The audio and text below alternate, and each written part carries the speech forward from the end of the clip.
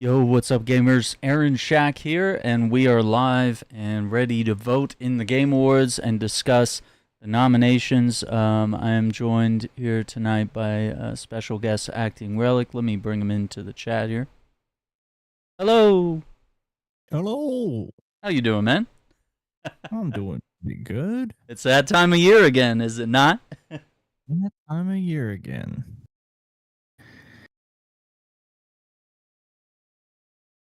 All right. So, And I've got some thoughts. I'm here for it.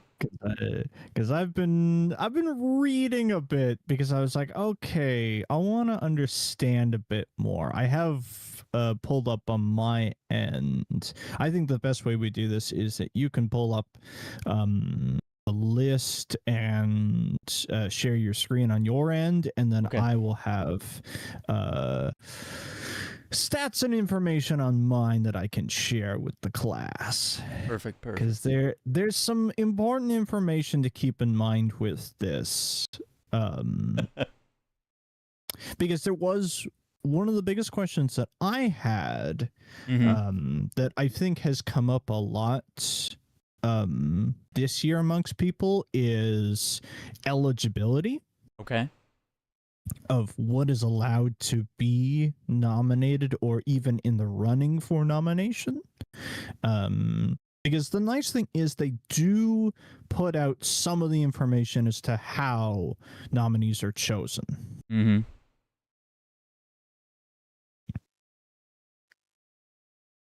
All right. So let's have a look here.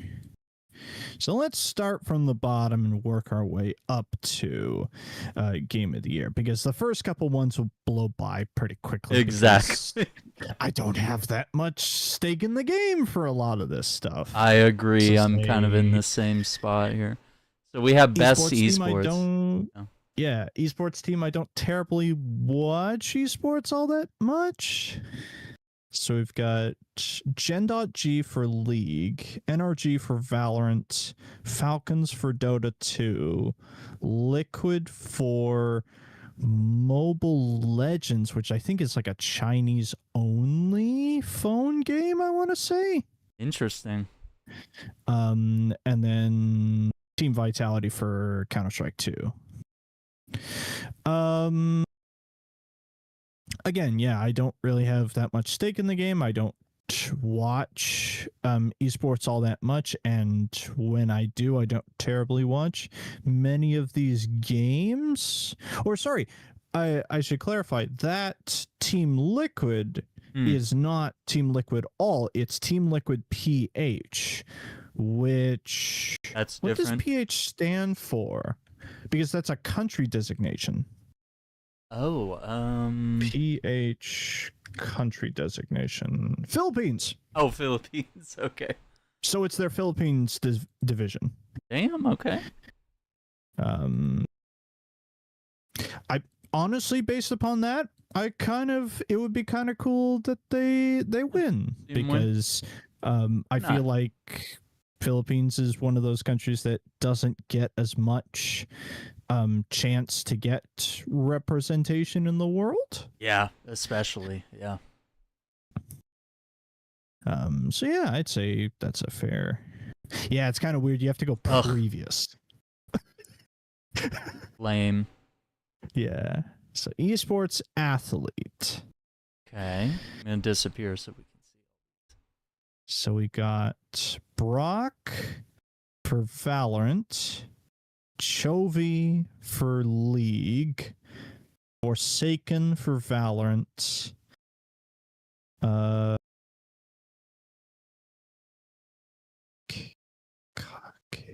Kakeru for Street Fighter, Maynard for Street Fighter, Zewo for Counter-Strike. Now, I can't remember. There was a really big Street Fighter match this year. And it might have been between those two guys. Oh, boy. Kakeru and Maynard. Does it, if you click on their icons, does it See show if it. any clips or anything of what they played? Because I'm trying to remember who Dang. they each play. No, it doesn't look like it does anything. It just says best esports. Yeah, it just does the Let's see vote. here. Yeah, it'd be nice to. Yeah, because I think they do it for some other games. Say like when we get to accessibility, I know that always gives like information. It's like, okay, what accessibility do they add to the game, kind of thing.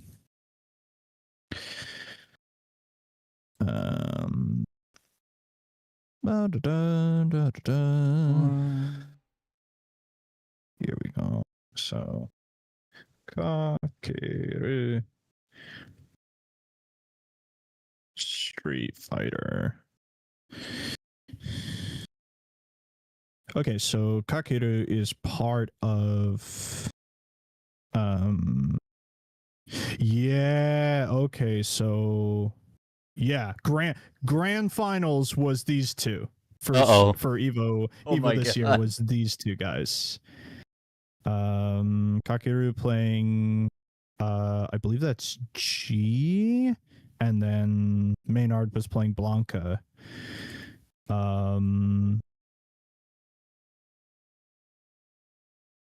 Yeah, Maynard won grand finals.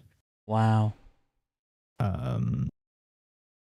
Yeah, which again is another big upset for like it's always been a thing with Evo for years and years on, is having someone who is not Japanese win Street Fighter, because that's their game. It's kind of wild, yeah. Like it's not Mortal Kombat where it's like, oh, that's an American made game. It's like, no, this is a Japanese game. Generally, the Japanese player often wins Street Fighter, and it has been like that for years. So to have Maynard come in and win with Blanca. Whoa, with Blanca, okay. Interesting. Which is kind of that's a unique pick to want to play Blanca. Like, I don't think Blanca's anywhere near a top tier character. Very atypical. So yeah, I would say my vote would be Maynard, because I think he's been playing for a little while, but he's still quite young. Kind of similar to professional sports, you have a very particular time period when you can play professional games and especially fighting games, where you have the reaction time. You can only kind of stay in the top threshold for a little while before literally your body just says, no, you can't do that anymore. Oh, that's hard to hear. You are not fast enough. Yeah, and it says here that Kakeru, this is his like last year, so this is his retirement, which is wild. But this guy with the upset is pretty incredible. All right, go previous, which is interesting. Okay, esports game. Which once again, don't play any of these games. Don't play any of these games. Don't terribly watch any of these games. Yeah. So we got Counter-Strike, Dota 2, League, Mobile Legends, and Valorant. On a personal basis, I find Counter-Strike the most interesting to watch. Yeah. I've watched my friends play Counter-Strike. I have watched, back when I was in university, I watched competitive Counter-Strike because a bunch of my friends were a fan of certain teams. And Counter-Strike is really cool to watch, I will say. Yeah. So my personal vote is Counter-Strike. Do it.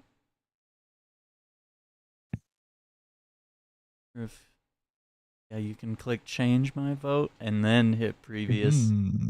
The cheat code, okay. Content creator of the year. Okay, this is interesting. Yeah. So I know kind of basically the center three people.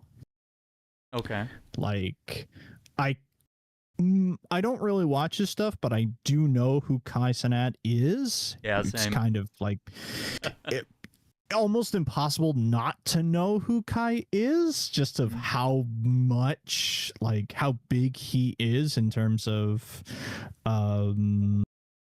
like just popularity and fame. I don't watch a whole lot of Moist Critical Charlie stuff, but I do like him. I think Charlie's a genuinely like good person, and I enjoy a lot of his commentary and thoughts about stuff that's going on. And here's the thing: a vote for Charlie is a vote for Dispatch. Yeah, yeah. He was good we at gotta Dispatch get it in somehow. Yeah, I gotta get. He deserves his flowers for real. And I know during the whole "Stop Killing Games" movement controversy, I think his opinions were definitely valued. Mm-hmm. And then Miko, what's funny is Miko didn't even know she was nominated. No way. Yeah, like, I guess that communication was just not given to... What? Like, which is weird, because say when Pekaro was nominated last year, she knew. Yeah. And she was able to like, oh, I'm really happy to be nominated. Like, like, I'm so happy to be nominated alongside all these other people. But Miko just, she didn't know. Like, there's a clip of her reacting to her being nominated. That's incredible. Yeah. And then Peanut and Kydrell, I've never heard of them, but I believe Peanut is also nominated for like best VTuber in the Streamer Awards. Oh, interesting. So I think he's like a newer like content personality, but he seems to be like quite popular. So I'm personally, I would say Critical's my vote, but what do you think, Aaron? Yeah, I do quite like Charlie the most out of all this group, and I think it's measurable. You could see that he's had a very positive impact on gaming overall. Whereas some of the others I just don't know, and then I don't know, the Kai, didn't he do, was it him that was doing the Elden Ring, and he did like all the Dark Souls and stuff this year, and he did Batman? Yes. Okay. Yes. Yeah, I mean, that was a cultural event for Twitch, viewers, which is really cool. But he's wild in a way that I'm like, he's kind of like the Joker. He's like, okay. But it's like, maybe he's not a bad person, but like he is boisterous and very, like, it brings, and maybe that's the energy people like and need. But I don't know. That's just a different vibe from what I'm typically used to. I give Charlie his flowers, I think. All right, what do we have next here? We've got most anticipated. Oh no! Oh no! This is always a problem. It's even worse this year. God, goodness sake. Okay, so these are the categories. All right, recognizing an announced game that has demonstrably illustrated potential to push the gaming medium forward. 007 First Light from IO Interactive, makers of Hitman.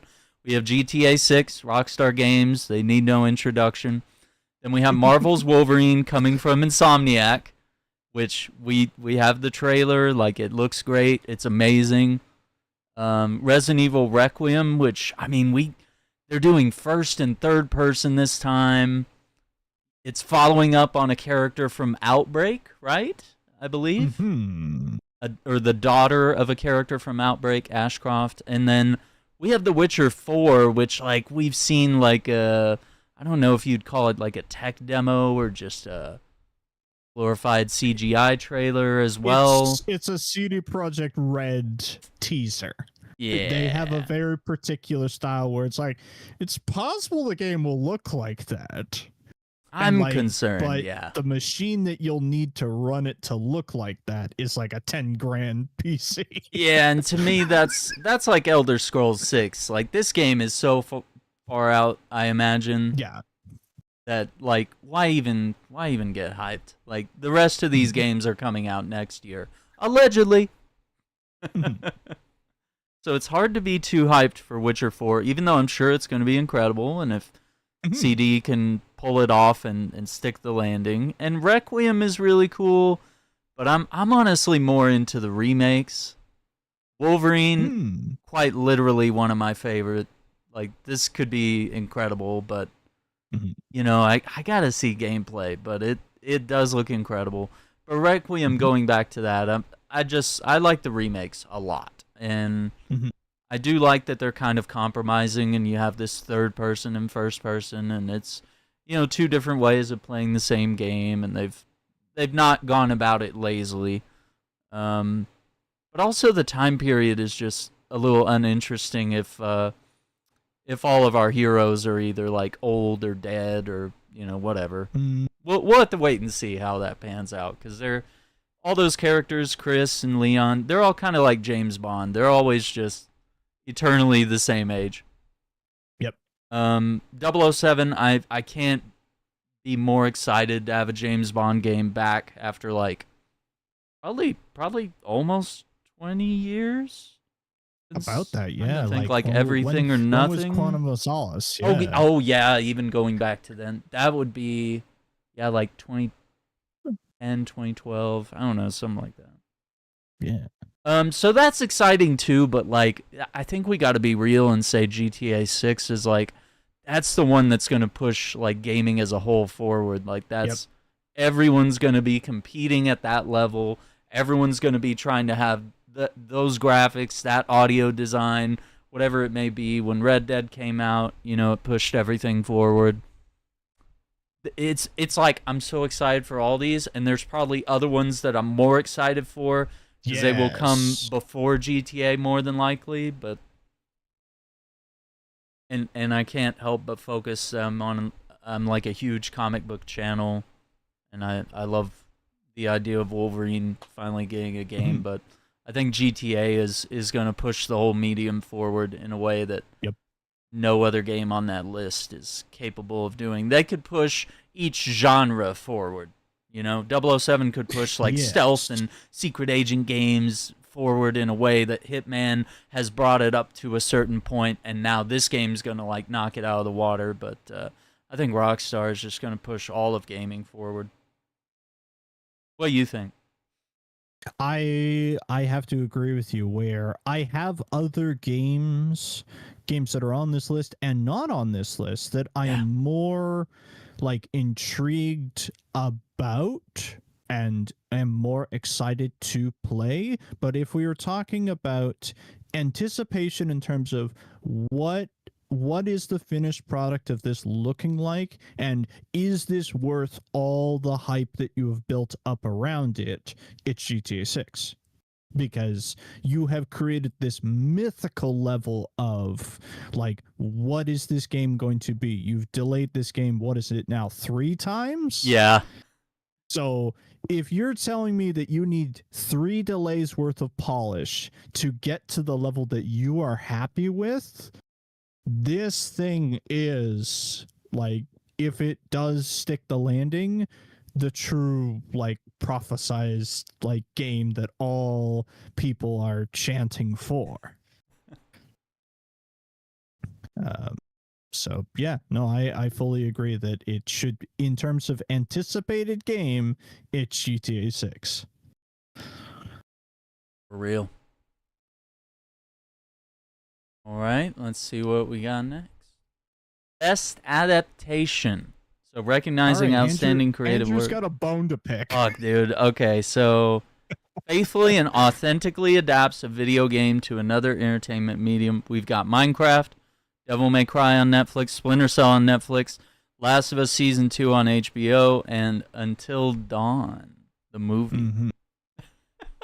So this is where I will now play my card of explaining some of the rules around the Game Awards. Okay.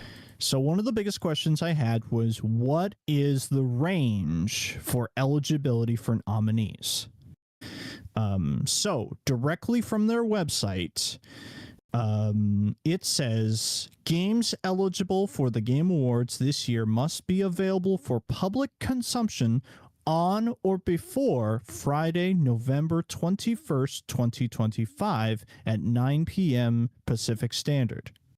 Okay. Titles that are released after this date will be eligible for the next year's Game Awards. Similarly, games that were released on or after November 22nd of 2024 are first eligible for this year's awards. I bring this up because Sonic Movie 3 was released December 27, 2024. Yeah, WTF. Why is it not on the list? Because they only allow 5? A nomination. No, here's the thing, because we've seen prior things I know. that have been 6. Yeah. And there are also future categories that are also 6. Sim and Strategy has 6 nominees. So it is not we only have so many nominees. Yeah, so many slots. It's we didn't put it on there for some particular reason. And I will say that even having not watched it but only heard about it, I've heard that Sonic 3 is not only the best of the 3 Sonic movies, but also just one of the best video game movies. Real talk, okay. It's weird because I also watched the Golden Joystick Awards, and like for some categories, it was like there was no fucking limits. They were just like, they just name out like 10 or 15 nominees. Yeah, like they had Arcane Season 2, they had Sonic 3, like, and they had some of these categories. And I think there's even another season of Tomb Raider on the way, which is also on Netflix, which you can tell they're kind of trying to dominate the video game adaptation scene. What's up, Andrew? And Marvel, welcome, guys. I've also got the opinion of, I have not seen it. I've only ever seen the first chunks of the trailers and stuff, but I was not very happy with the ideas that the Devil May Cry series was putting forward. It really changed Dante in a weird way. Oh no. I have not seen the series, so I don't know how it's stuck the landing in terms of that kind of stuff, but it's one of those things where especially if you're doing the qualification of, okay, what is the best adaptation? If there's something where a decent chunk of the fan base is just like, that's not what this character's like, I don't know why you're here. Now, I have not seen Death Watch. Have me you neither. Watched Death Watch? No. Really? As fucking Netflix fan. doesn't let me password share anymore, so I can't fucking watch it. Maybe it's time to start sailing the high seas, my friends. Yeah. So I've literally only watched a few episodes of season 2 of The Last of Us, and I was like, I fucking hate this. I hate it so much. I've played the game. I understand. Really, no, people are not. Really? Like, season 1 was like, oh my god, this is amazing. Like, people's moms were getting into The Last of Us because it's also of this true. Series. Even my mom and my aunt turned against it, they were like, wow, this show sucks. Like, and it's not just because of what happens in the story, but but just other decisions. Fuck, it just sucks. Yeah. Hey, HBO does it again. Yep. They start something and then the subsequent drive it into the ground. Go downhill. Yeah, I guess I've not seen anything here, and I didn't have like a strong urge to, like, until dawn. I was like, damn, the game really is the secret sauce. The casting of the game. It's a video. You can't really do. You can't do in a movie. You don't need a movie when the game is a movie. Yeah, honestly, just retool the cutscenes and make it like an animated movie without choices. You know, pick a canon ending or whatever. You know, just let us and our moms watch until dawn. Yep. Yep. I know Minecraft was like a cultural event in theaters, and people were like, bringing chickens and throwing popcorn and being weird, but I don't know. It doesn't look like a very good movie. It looks like one of those like, hey, we filmed this on a soundstage type of movie. Yes. Like, Ugh. yeah, I don't know. Like, I have a feeling that the Minecraft movie will win just out of sheer Popularity, like dude. meme appeal. Yeah. I think that's both a positive and a negative, because it's both. I think on the positive side of things, it allows people to be like, okay, there is money in doing like weird video game movie, and maybe we get one or two out of there that are actually kind of like ridiculous enough to be entertaining. Mm-hmm. Or like maybe studios start putting more money into allowing people to try stuff. Again, I don't want Video Game the movie so much as I want like, hey, take this universe and tell me a story within it. Yeah, this is too much like Jumanji, how it's turned into, they get pulled into a video game, and it's like, and then all the stakes die. Like, that's why the board game was good. It had stakes. And the video game versions, Jumanji's scary. It is, yeah. Jumanji 1, the original movie, is a scary movie. Yes, it really is. I'm still traumatized, dude. Some of the things that happen in that movie, I'm like, oh my god, this is horrifying. This is It's almost a board game that you don't want to play IRL. You're like, oh, I don't want that bad juju on me, Yeah. I'm just gonna not vote on this one. I'm just like repulsed by all of them, and the fact that Ubisoft thinks they can do everything but make another Splinter Cell game with that fucking remake in the works. Just we'll let Minecraft win, I guess. Yeah, I would vote for Sonic 3, honestly. Tell others to vote. Next category. Okay, yeah, I guess you have to do that. So previous. So what? I think next up. All right, here we go. Oh boy, this is gonna be an interesting one. Rough. Let you guys take a look there. So we have best multiplayer, game, online multiplayer, gameplay and design, including co-op, massive multiplayer online experiences, irrespective of game genre or platform. We have Arc Raiders, we have Battlefield 6. We have Elden Ring Night Rain. We have Peak, which actually won at Golden Joysticks, and then Split Fiction. This is tough, because the thing is, all of these are the best multiplayer for a certain group of people. Right. Like, Night Rain is probably my favorite version of a battle royale. Like, having it just be PvE, and honestly at times feeling kind of like a Monster Hunter thing of like, okay, we've got big monster to go and hunt, we need to get our equipment and stuff ready to do so. So like building up a particular build and elemental counters to whatever boss we're going to face.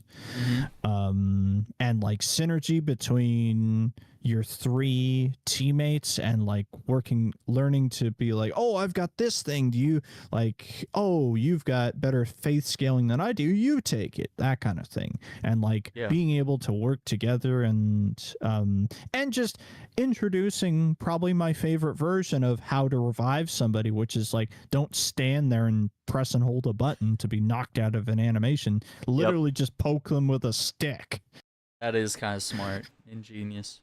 I have not played Peak, but I have seen hundreds, if not potentially thousands, of clips of people playing Peak. I am so happy for Aggro Crab to land this game because they were basically on the precipice of thinking about doing either this game or a sequel to their game Going Under.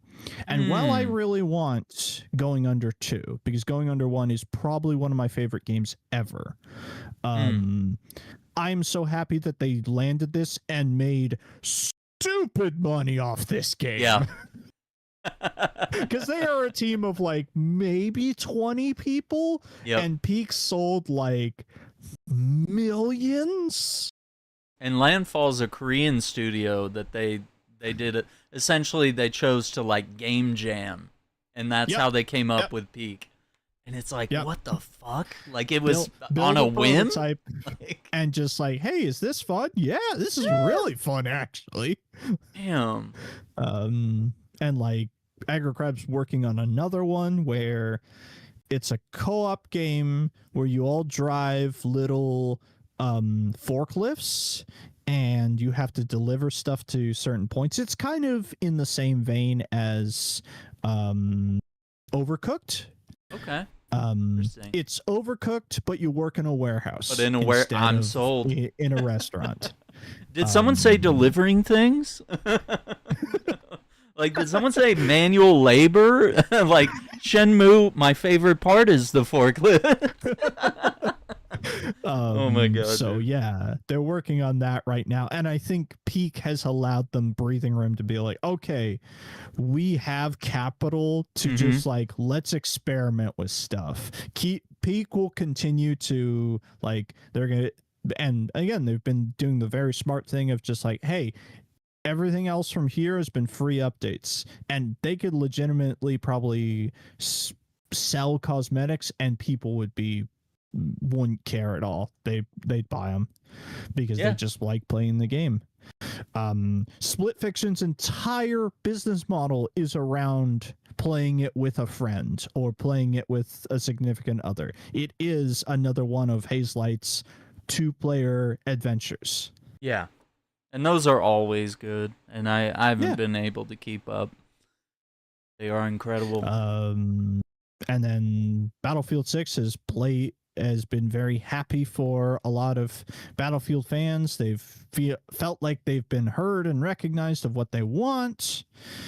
And Arc Raiders, Aaron can speak to how much of an interesting like space that has carved now, where the aspect of playing the game, it is again like it's an extraction shooter, but it's an extraction shooter where people are sometimes nice to each other. Yeah, which is weird, and it has to be phrased as a question. You have to let your voice go up at the end because you're like, sometimes it doesn't really work out, but like when it does, it's magic, dude. When you befriend random people and we choose to work together and kill arcs, and then there's like a will they, won't they at the end of the match as to like whether we're all going to betray each other, Dark Zone style.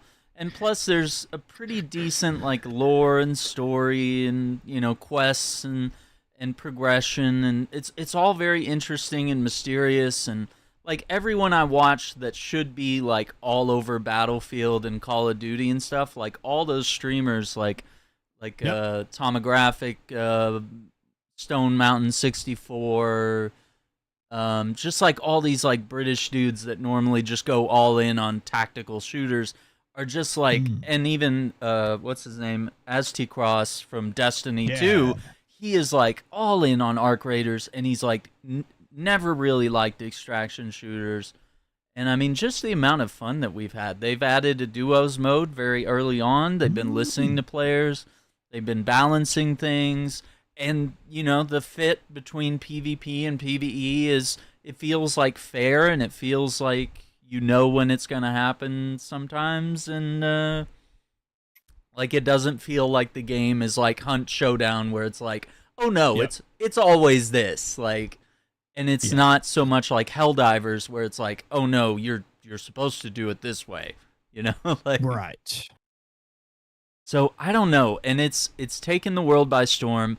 It has some of the best audio design this year that I've heard. Just every sound from crunching leaves, grass, sliding, the sounds of the bolts on the rifles being pulled back, and we also have to bring up the fact that they're using AI voices, which I know a lot of people have a problem with. But what it's for is because when you tag items, there's literally so many damn items in the game that it'd have to be a voice line for found a capacitor, found a radio chip, and so because they're also continually adding more and more weapons, and you have characters of various genders and ethnic backgrounds, you have to. So it's like half of me's like, okay, well you should just pay those artists and have them come in, Right. and the other half of me is like, it's really an insurmountable odd, and it really sucks. So I hated it when they did it with the finals, because they did the same thing essentially. Like the announcer, the narrator, and the characters were all AI, and it was all actors that were consenting their voices to be fed into AI, which is what's happening with Arc Raiders. So it brings up artistic value. It brings up signing your life away to Disney so that you can be Darth Vader forever.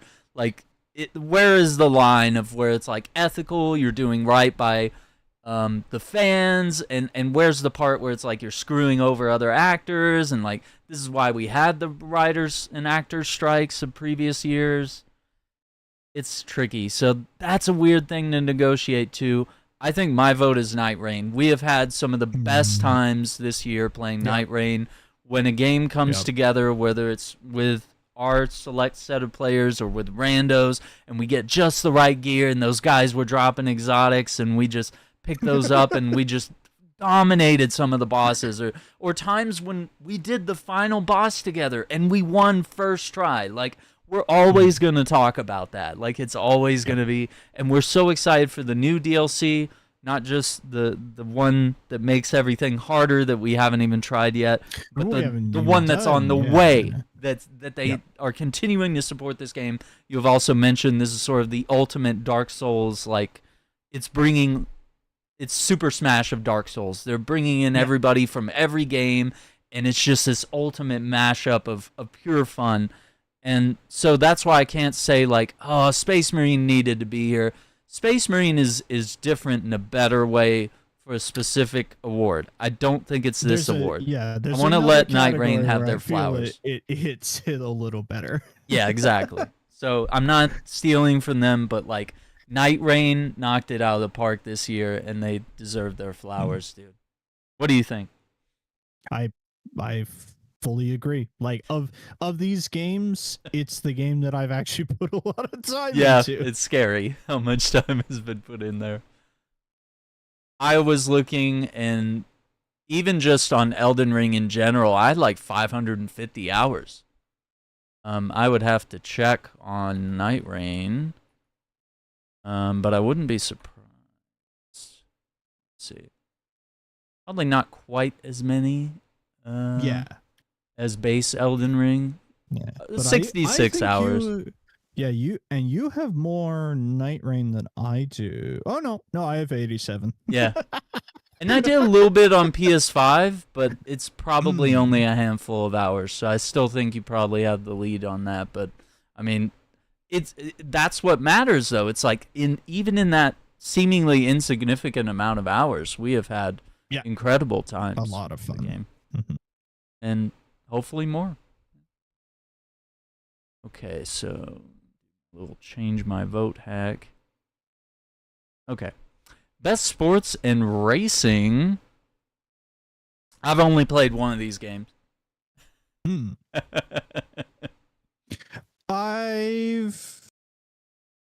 I've heard pretty good things about Rematch. I'm also just happy that Slow Clap is still alive and they haven't died as a studio, because Absolver is one of my favorite games, but it kind of gets rather overlooked a lot of the time. So it's interesting to see them. It's oh, these are the guys who the guys who I'm used to seeing them do fighting and kung fu oriented games. It's no, we made a soccer game. Yeah.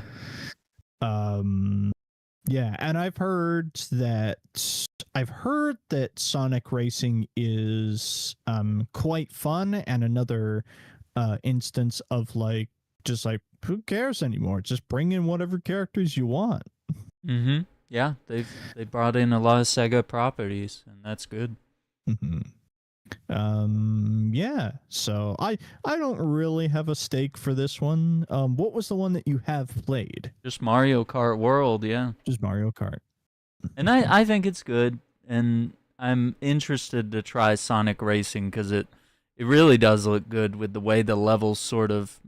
I don't know if they really transform, but they definitely.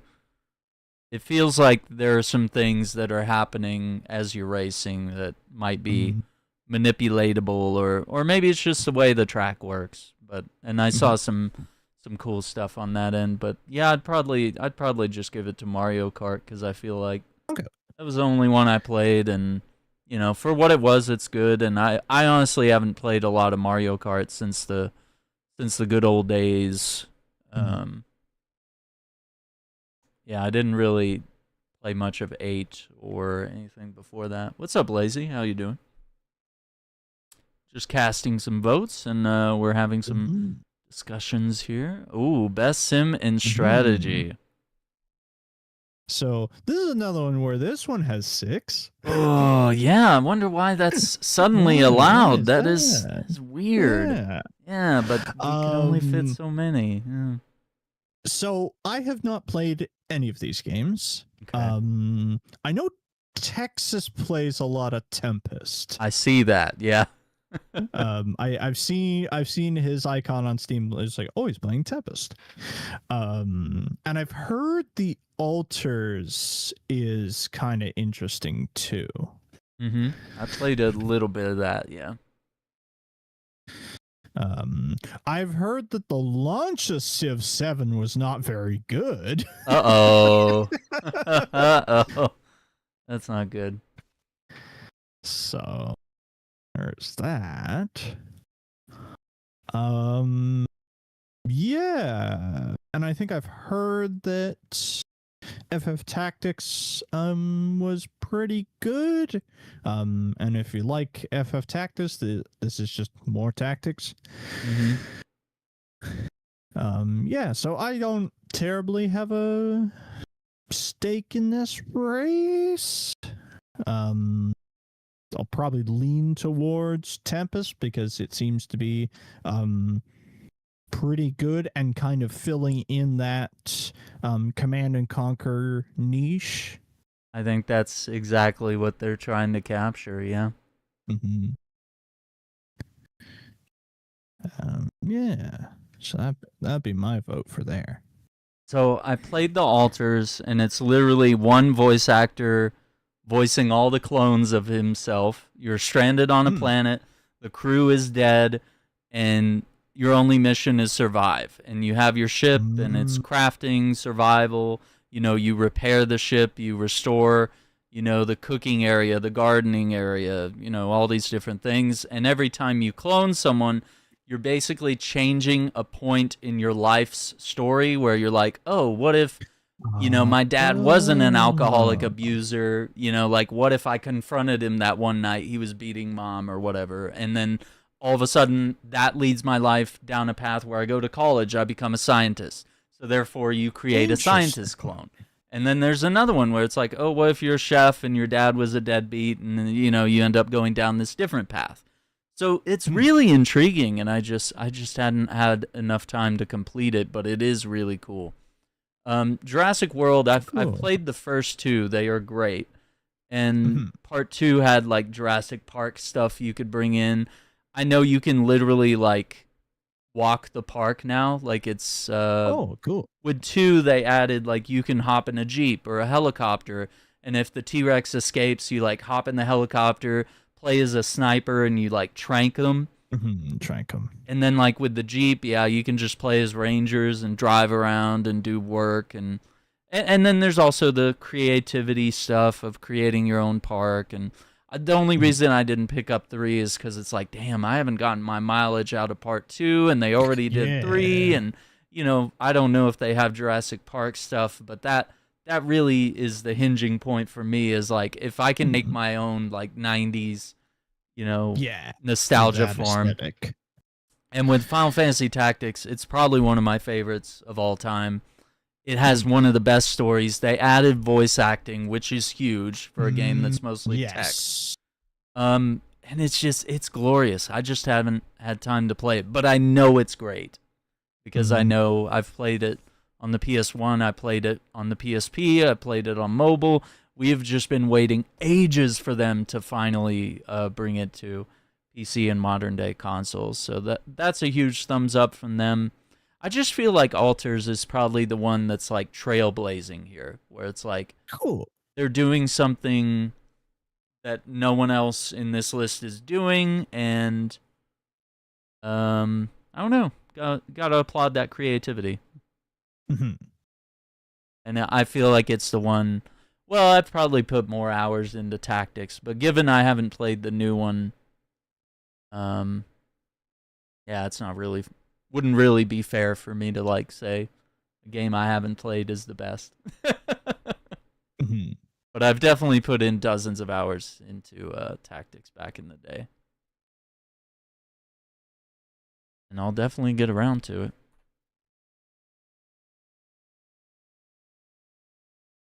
Anything else on that one? No, I think that's a pretty fair assessment. Yeah. Yeah, and I think I did play a little Tempest with TX. I was trying to learn how to play it.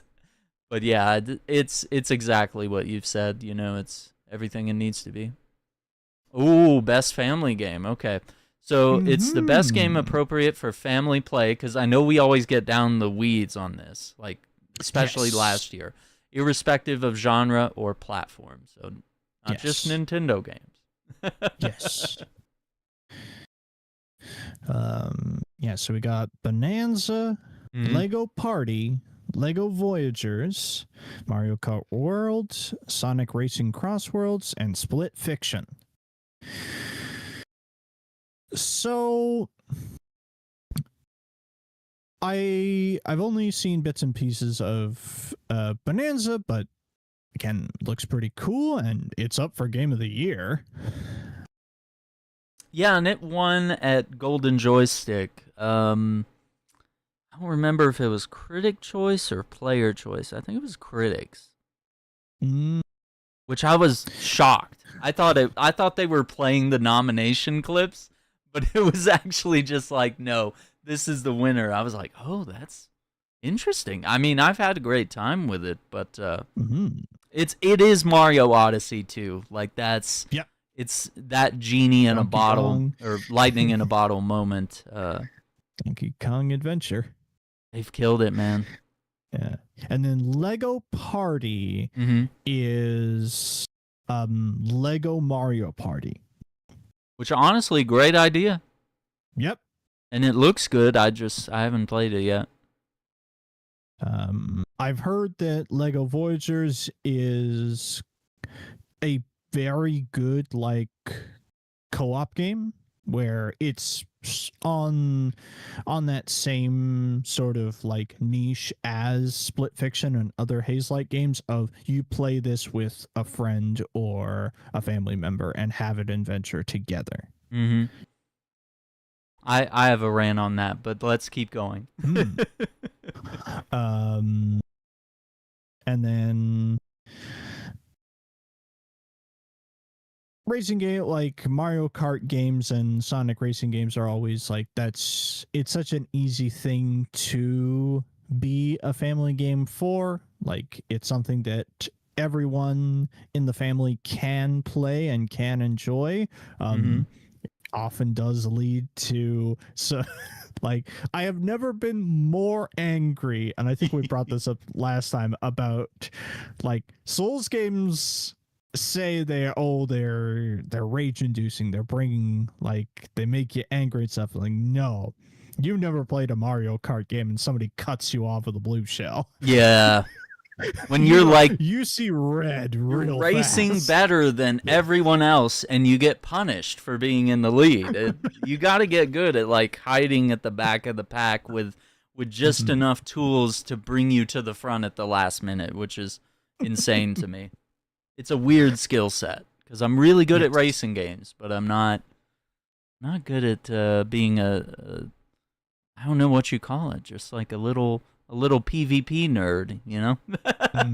Mm, The mhm. a little hunt showdown guy that just sits there and waits Yeah. for you to leave the boss room with the loot. Yeah. And then Split Fiction. Mm-hmm.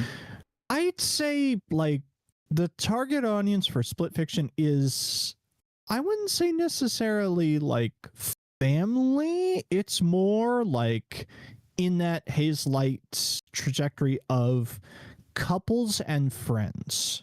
Like Yeah. that's where I feel like Hazelight's games shine the best, is when you and a significant other can play it, or you and a friend can play it, or when you'll see it quite often where you see two content creators play it together.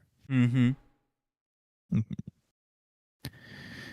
So yeah, what's your rant that you wanted to get into?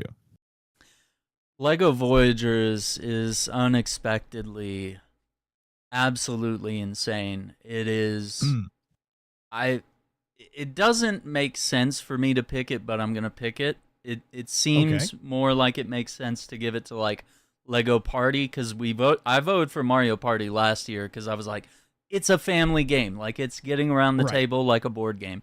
But like what happened with Voyagers, me and someone played it and Mm, like at first we were just like, "Oh, it's a cute little yeah, we're playing as dumb yeah, bricks and one we're by doing walk planes. basic little jumping puzzles."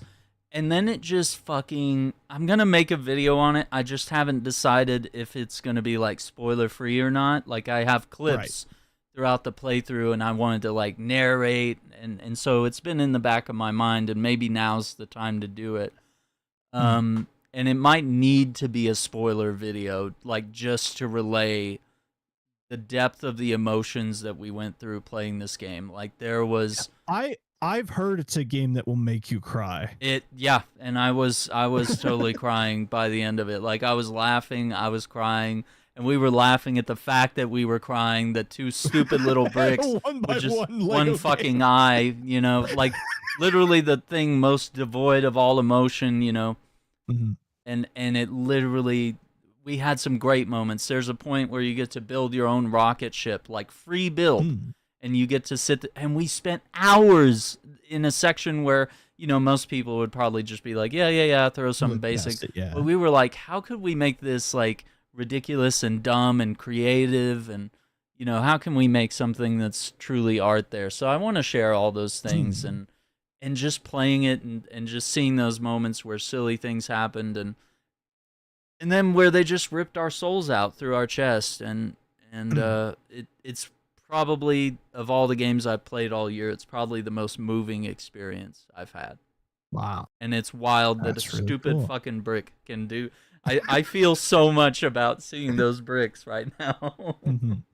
And you It's don't really know cool. until you play it, dude. It's, Yeah. it's so worth playing, but you have to. It's not a single player game, Mm. which I don't even know if they let you play it. But like Yeah. Yeah. find a friend or a significant other, family member, and man, have a box of tissues ready because I got to give it to them, even though it just doesn't feel like this is the Yeah, it right doesn't category. fit It's a family game, but like best it narrative. needs to win something. Yeah, I'm not letting them go home without. I'm leaving here with something. Yeah. And I would recommend Cool. it to families. I think it would be fair. I Mhm. mean, it's not inappropriate or anything. Mhm. But yeah, I don't know.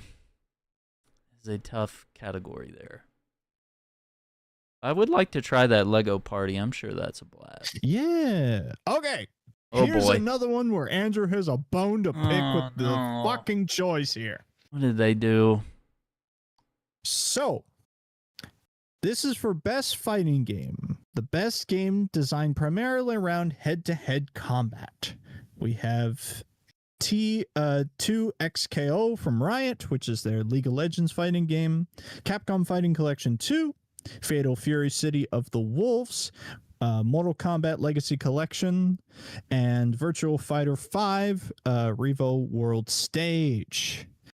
So, I want to bring up our point that we had before about like eligibility, about when things came out. Uh-oh.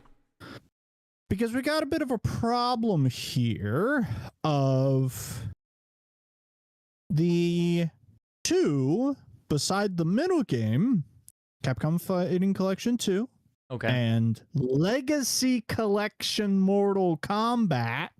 Mm-hmm. Legacy Collection Mortal Kombat, which focuses in on around the Mortal Kombat's release between 1998 and 2003. Uh-oh. Does that sound like a game that was released in 2025, Aaron? Nope. But I mean, this remaster essentially came out this year. This remaster came out this year, and then Capcom Fighting Collection 2 Uh-oh. is Capcom Fighting Collection 2. Yep. Which is Capcom Fighting games between 1998 and 2004. Oopsie. So basically the same problem. time period. There's actually a further problem here of 2XKO is not technically fully finished yet. It's basically in early access right now. They are steadily adding more and more characters, and is really only available on PC. Virtual Fighter 5. This is the newest version of it. Right. Uh-oh. Virtua Fighter 5 original came out in 2006. Fuck.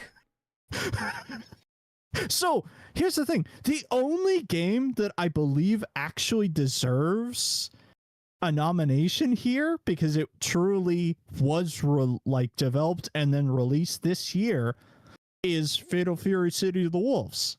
Yeah. And like, I have not played it. I've only seen bits and pieces of people playing it, and it's kind of divisive in terms of how it plays, where some people who are like big Fatal Fury fans are like, there's some mechanics here that I don't terribly like, but then there's also like art style wise it's really cool because it's a really nice look for a lot of these different characters, so it's a bit of a mixed bag. However, it is still a game that was developed recently and came out this year, and is not a legacy collection or a re-release or a game that is not finished. I feel like Game Awards credibility is all over the place with this, because it's like, first of all, I don't know what the fuck they're doing. Why don't you have an early access category if you want to do things like that? Or and if you want to have remakes and remasters, have a category for that, because Golden Joystick had that as well. They had remake and remastered, which I would argue should be two separate categories, because we don't want to muddy the waters with that. And then they also had a best early access category as well. Yes. Yeah, I gotta go with Fatal Fury, because I did enjoy Capcom Fighting Collection 1 and 2, and I think they've been great. It's good. And I've heard great things about Mortal Kombat, but I've heard the performance, and I've watched videos of the performance for Mortal Kombat, and it's not very good. They need to fix it. I was just going to talk about the behind the scenes. That's all I saw that looked interesting, was like just seeing how they did the original games back in the day. Cool, is the having mocap. Basically a history book inside of a game. That's cool. Always really good. But yeah, the latency issues and some of the other problems. Oh, it's bad. And it's bad depending on which version of the game you play. Like, it scales in how bad it is. Oh, no. So yeah, fucking City of the Wolves is the only one that I believe is worth voting here. Ugh. And they do have Street Fighter characters in there, which looks really pretty cool. Yes, they do. Yeah, Chun-Li is pretty wild. All right, RPG. Oh boy. Yeah. So we've got, now let's read this very carefully, Yep. where it's best game designed with rich player character customization, progression, including massive multiplayer experiences. Oh no. So we have Avowed from Obsidian. The first nomination for Expedition 33. We'll be seeing it a few more times. Yep. Kingdom Come 2, Monster Hunter Wilds, and Outer Wilds 2. Mm. So I want to get this part out of the way. Aaron, do you think Monster Hunter is an RPG? No. No, thank you.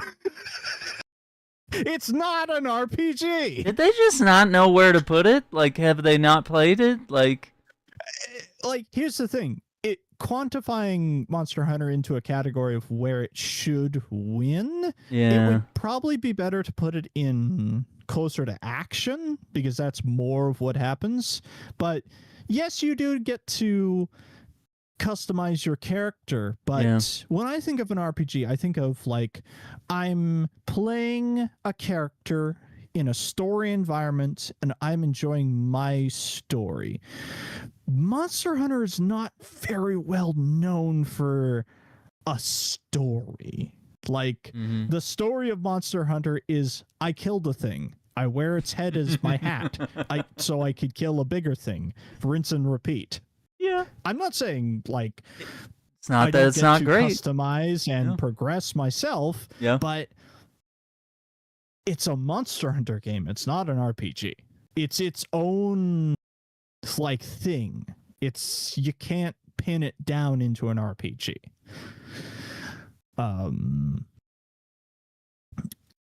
I will personally say I think that Kingdom Come should win this because Expedition 33 is going to sweep so many other things. I think so. Yeah. Yeah. So I think that, and I've heard that Kingdom Come is very good.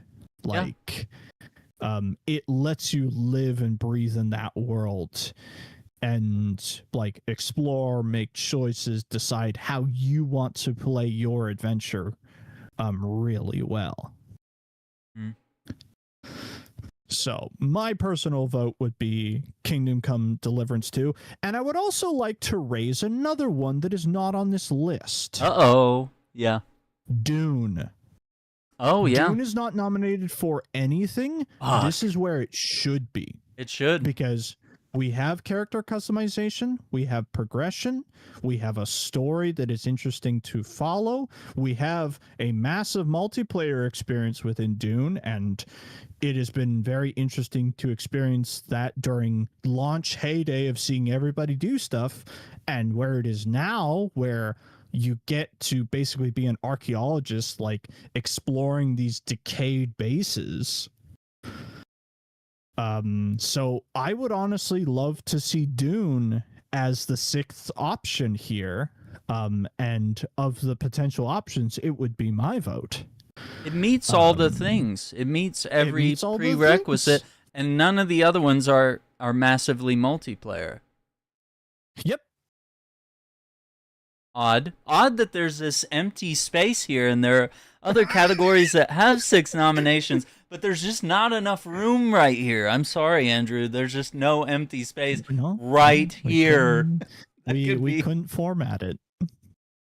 The snub is real. So, yeah. And Outer Worlds was really good. I haven't played part 2, but it looks like they upped the ante. Avowed, I've heard like some people love it and other people are just completely underwhelmed by it. So one of the things that I've heard for Avowed is that Avowed is kind of accessible and kind of it's a nice one for people to get into, which is nice, but it's not game of the year. I kind of like when things are a little more like dedicated to this is what this game is like. If you like this, welcome in. If you don't, that's okay. It's not games that are for everyone are at times for nobody because they just lose a little bit of their identity. Too broad, yeah. So yeah, of these set, my personal vote is Kingdom Come 2. Yeah. I really loved the first one, and it's a great take on a world that's no magic, no, it's very rooted in medieval history, but also, you get to live out your own story and find your path to vengeance or whatever, And I've heard that part 2 takes it up in a way that that's really special. That part 1 was already really, really good and heavily underrated. So it's good to see this sequel be the thing that like elevates it to the next level. Combat's not for me. It is, I will say, like everything in the game, including combat, has a learning curve. It's not Skyrim, where it's very easy to just click. Yeah, it's a sim. I tell you, it is. Yeah. It's a simulation game. It is not meant to be medieval simulator. Yeah, it's not meant to be. Fun is not necessary. Well, it can be fun, but fun is not the key word, if that makes sense. Very odd to say. Oh boy, here we go. Oh boy, yeah, indeed. Best action adventure.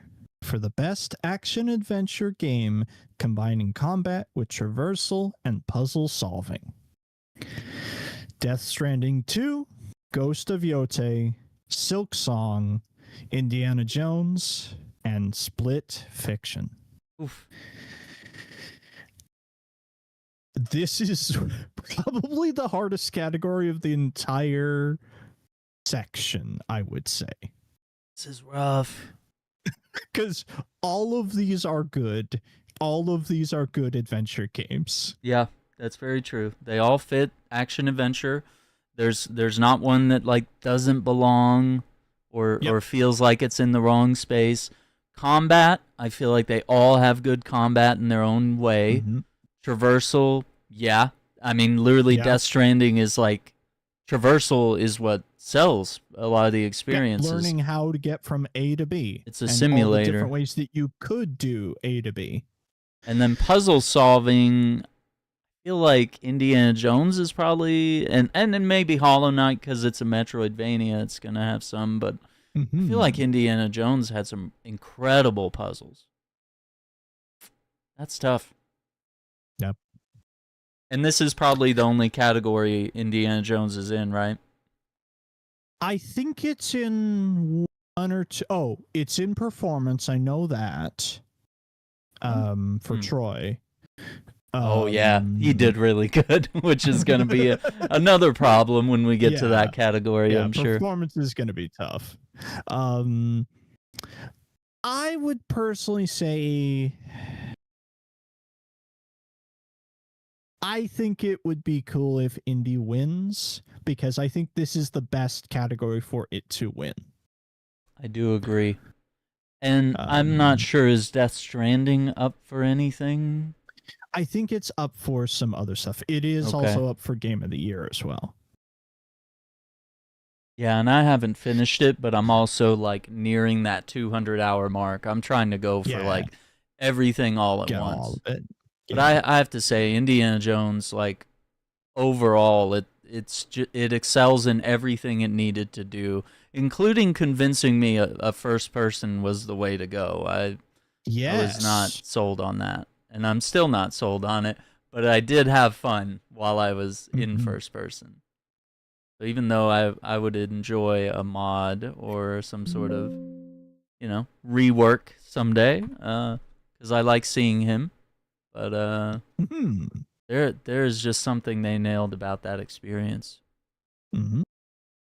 And I haven't played the DLC. It came out in September, so there is that to tap into. But I mean, everything, the story, the gameplay, the puzzles. I mean, I did every single thing, and it respected my time. It wasn't it wasn't dragging me in for hundreds of hours, which Mhm. I respect that in a way. Yeah. Cool. So should we move on, or how are you Yeah. feeling? Did you Nope. pick the same or I'm different? quite Or I'm quite happy with that choice. Yeah. yeah. Oh All no, right. best action game. Action. Okay.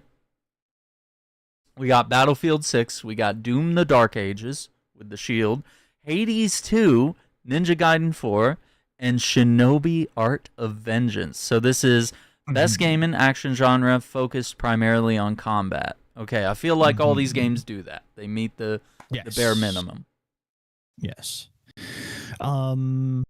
I really do want to play Doom the Dark Ages at some point because I've heard that like in terms of feeling, it feels really good and is kind of they designed this game around being the sort of third setting in what modern Doom games can feel like, where 16 is kind of in the middle.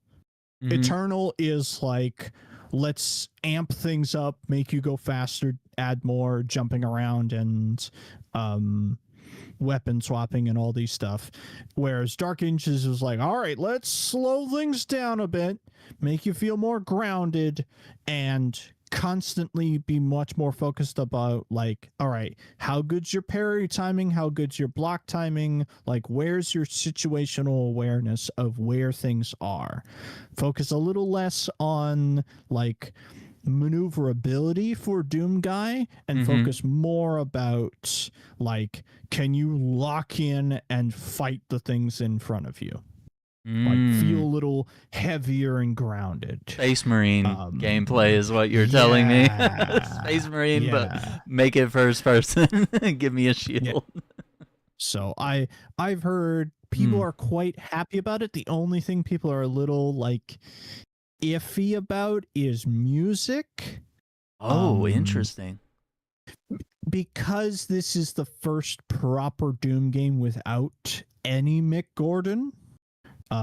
Because Mick was let go partway through Eternal. Oh.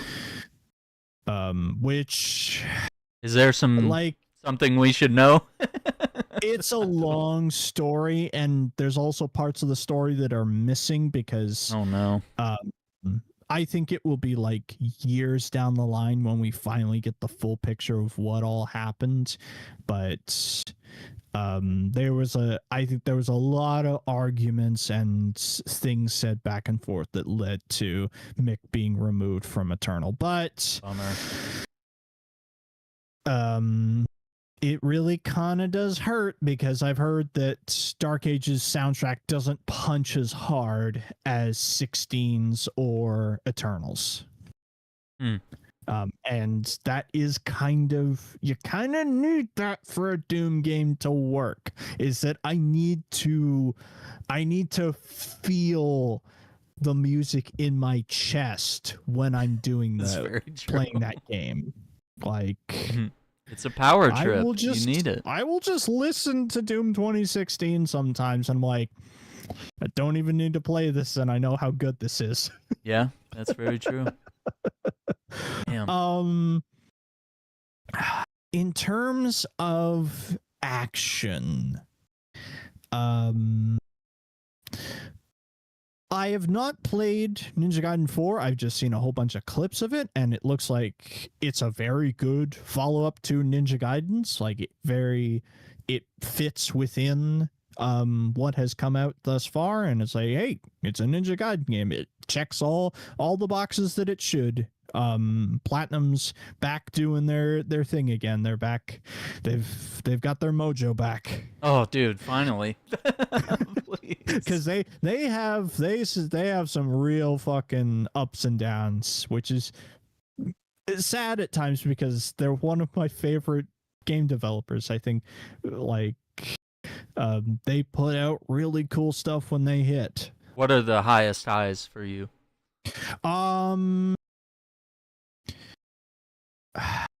I would say the highest highs are parts of Wonderful 101 that get overlooked extremely hard because that game was locked to the Wii U and Oh, nobody wanted to play rough. it. Yeah. Yeah. But there are Real. some moments in Wonderful 101 that it's just like, there is no other studio that could do this.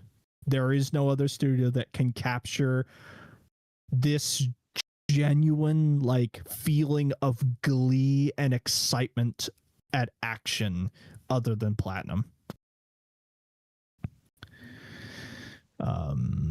Yeah. So I'm glad that Ninja Gaiden 4 seems to be back in that realm of like, let's just make fun action games. Yeah.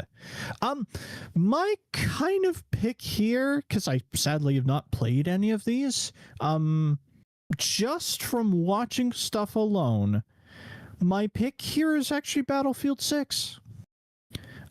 Because I feel like from what I've seen of people playing it and the Battlefield moments that you can have with that game of like fighting in a building and then suddenly the wall blows open and a tank is there. And or like, watching the building crumble from above, like as you're in it and you're still alive and you're shooting people in the building and it's coming down, and yeah, it's really good. Watching people, I've watched quite a few videos of some people playing medic, and you don't even focus on getting kills. It's just like reviving as many people on the team as possible. Yeah, people just sprint through the battlefield dodging explosions, and they're like cha-ching, cha-ching, cha-ching. Yep. Just keep getting everybody up. And there's also people that play like Battle Mercy, and they just run up. I don't know how they do it, because when I try to do it, it doesn't work. But you run up to people and just shock them and kill them, and I'm like, it's just insane. Yeah, so TX is definitely loving Battlefield as well. Andrew Alliance says, "Where wins meet game of the year." Well, we got to get there. Yeah. I really like a lot of the games on this list. Battlefield 6 has the secret sauce is back. Dark Ages looked really cool. Hades 2 that's out of early access. Like, it's officially out now? Yes. Right? Okay. Yes, I think the game is done now. And it has like a 94 on Metacritic. I'm not a big Metacritic guy, but like, that's a big score. Like, it's a like, hey, Hades 1 was a slam dunk. How do we get as good, if not at times better, is what I've kind of heard. And, like you said, Ninja Gaiden looks really good. Looks like Platinum, got their mojo back, knocking it out of the park. Shinobi is really interesting. This has been like a dead franchise for a while. And I love the art style. I love that it's back in a 2D action platformer. I actually played the other one, Ninja Gaiden Ragebound, where they came back and did a 2D one with a really cool art style. And it was great. I played the demo, really enjoyed it. And I would love to play Shinobi, but I doubt it's like Game of the Year material. I do feel like Battlefield of all of these is like the one that, for me, swooped in. Like, Hades is great. I'm sure Hades 2 is great, but I have no grounds to give it that, Uzu says Battlefield 6 is a good pick. Insane action. It really is. I mean, they... Yeah. No, as soon as that game's on a sale, I will probably get it. Yeah, I'm all for it at that point, yeah. I think I'm just drowning in so many games, and... Yep. Just,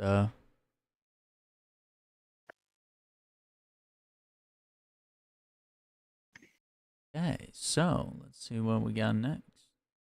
We're getting there. Best VR AR. So, Jay. Yeah, where's Jay? Playable in virtual or augmented reality, irrespective of platform. So we have Alien Rogue Incursion, Arkham Age, Ghost Town, Marvel's Deadpool VR, and The Midnight Walk. So I've heard good things about Alien Incursion. Uh-huh. think I've heard that Arcane Age is kind of filling that aesthetic of a fantasy Souls like VR Interesting. game. I don't know. Have you heard anything about Deadpool, Aaron? Just what I've seen of the gameplay, I'm like, wow, that looks like the dream of like shooting VR games. Like this is gonna let you Mhm. be as wacky as you want and do all the cool things that if you watch clips of people playing VR shooters, they're always twirling their guns and, running around throwing trash Yes, can yeah, lids like Captain America, and so yeah. having the swords and that would be just the guess for me is everything I've seen on that is like that makes me want to have VR. But yeah, I mean Alien does look cool as well and it kind of seems more colonial marine than Isolation, but like Yes. still manages to capture some of that fear that Isolation had. EX got the money on Mhm. Alien. Yeah, I might go with Deadpool on this one. But Thanks for we your really take. need Yeah. Jay on that one. Yeah. He would be the one to say, I've played this, I've played that. Yeah. Which ones are worth your time? Uh-oh, best mobile game. Hmm.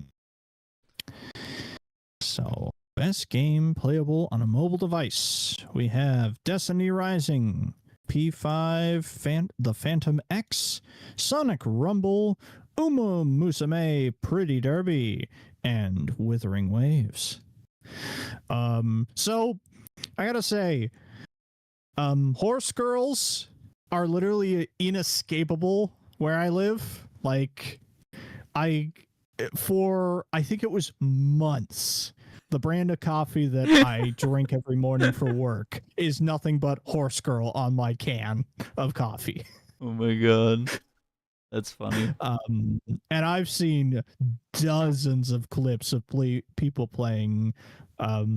Like it got people emotionally invested in horse racing That's so weird. That's such a in strange niche. in the real life counterparts of all these horse girls. So they really did the ultimate collab is what you're saying. It's a whole thing, but like How do we the get people game into gambling? itself is it's just horse racing gambling with some like um kind of dating sim-esque stuff thrown in. And they're all Like schoolgirls as well? Is that it the vibe? it hits the aesthetic that if you like it, you like it. And I imagine there's definitely like a value to picking the character that you like the most, I would say. But in terms of an actual game that you play, just from what I've watched of you playing it, Destiny Rising looks like a lot of fun. NetEase is really playing. I don't know how they do it. Maybe it's I don't know. Like, how did they do Destiny Rising, Marvel Rivals, and Where Winds Meet, and whatever the hell else other games that they're doing, where they're coming out with these games at such a high bar of quality, and they're all Mhm. monetized, for better or worse. But I mean, Yeah, I feel like they're all fair in their monetization. yeah. It's up to you whether you get into a gambling addiction because Destiny Wheel it out. Rising's a gotcha game to be real in a way. Mhm. You're rolling for all these characters, which I did get the girl, the warlock with the black and white hair that everybody Mhm. loves for her to step on them, and they also really like her as a character. Uh, and yeah, it's like it reinvents the Destiny universe. It fixes all the problems that Destiny 2 has, which is weird.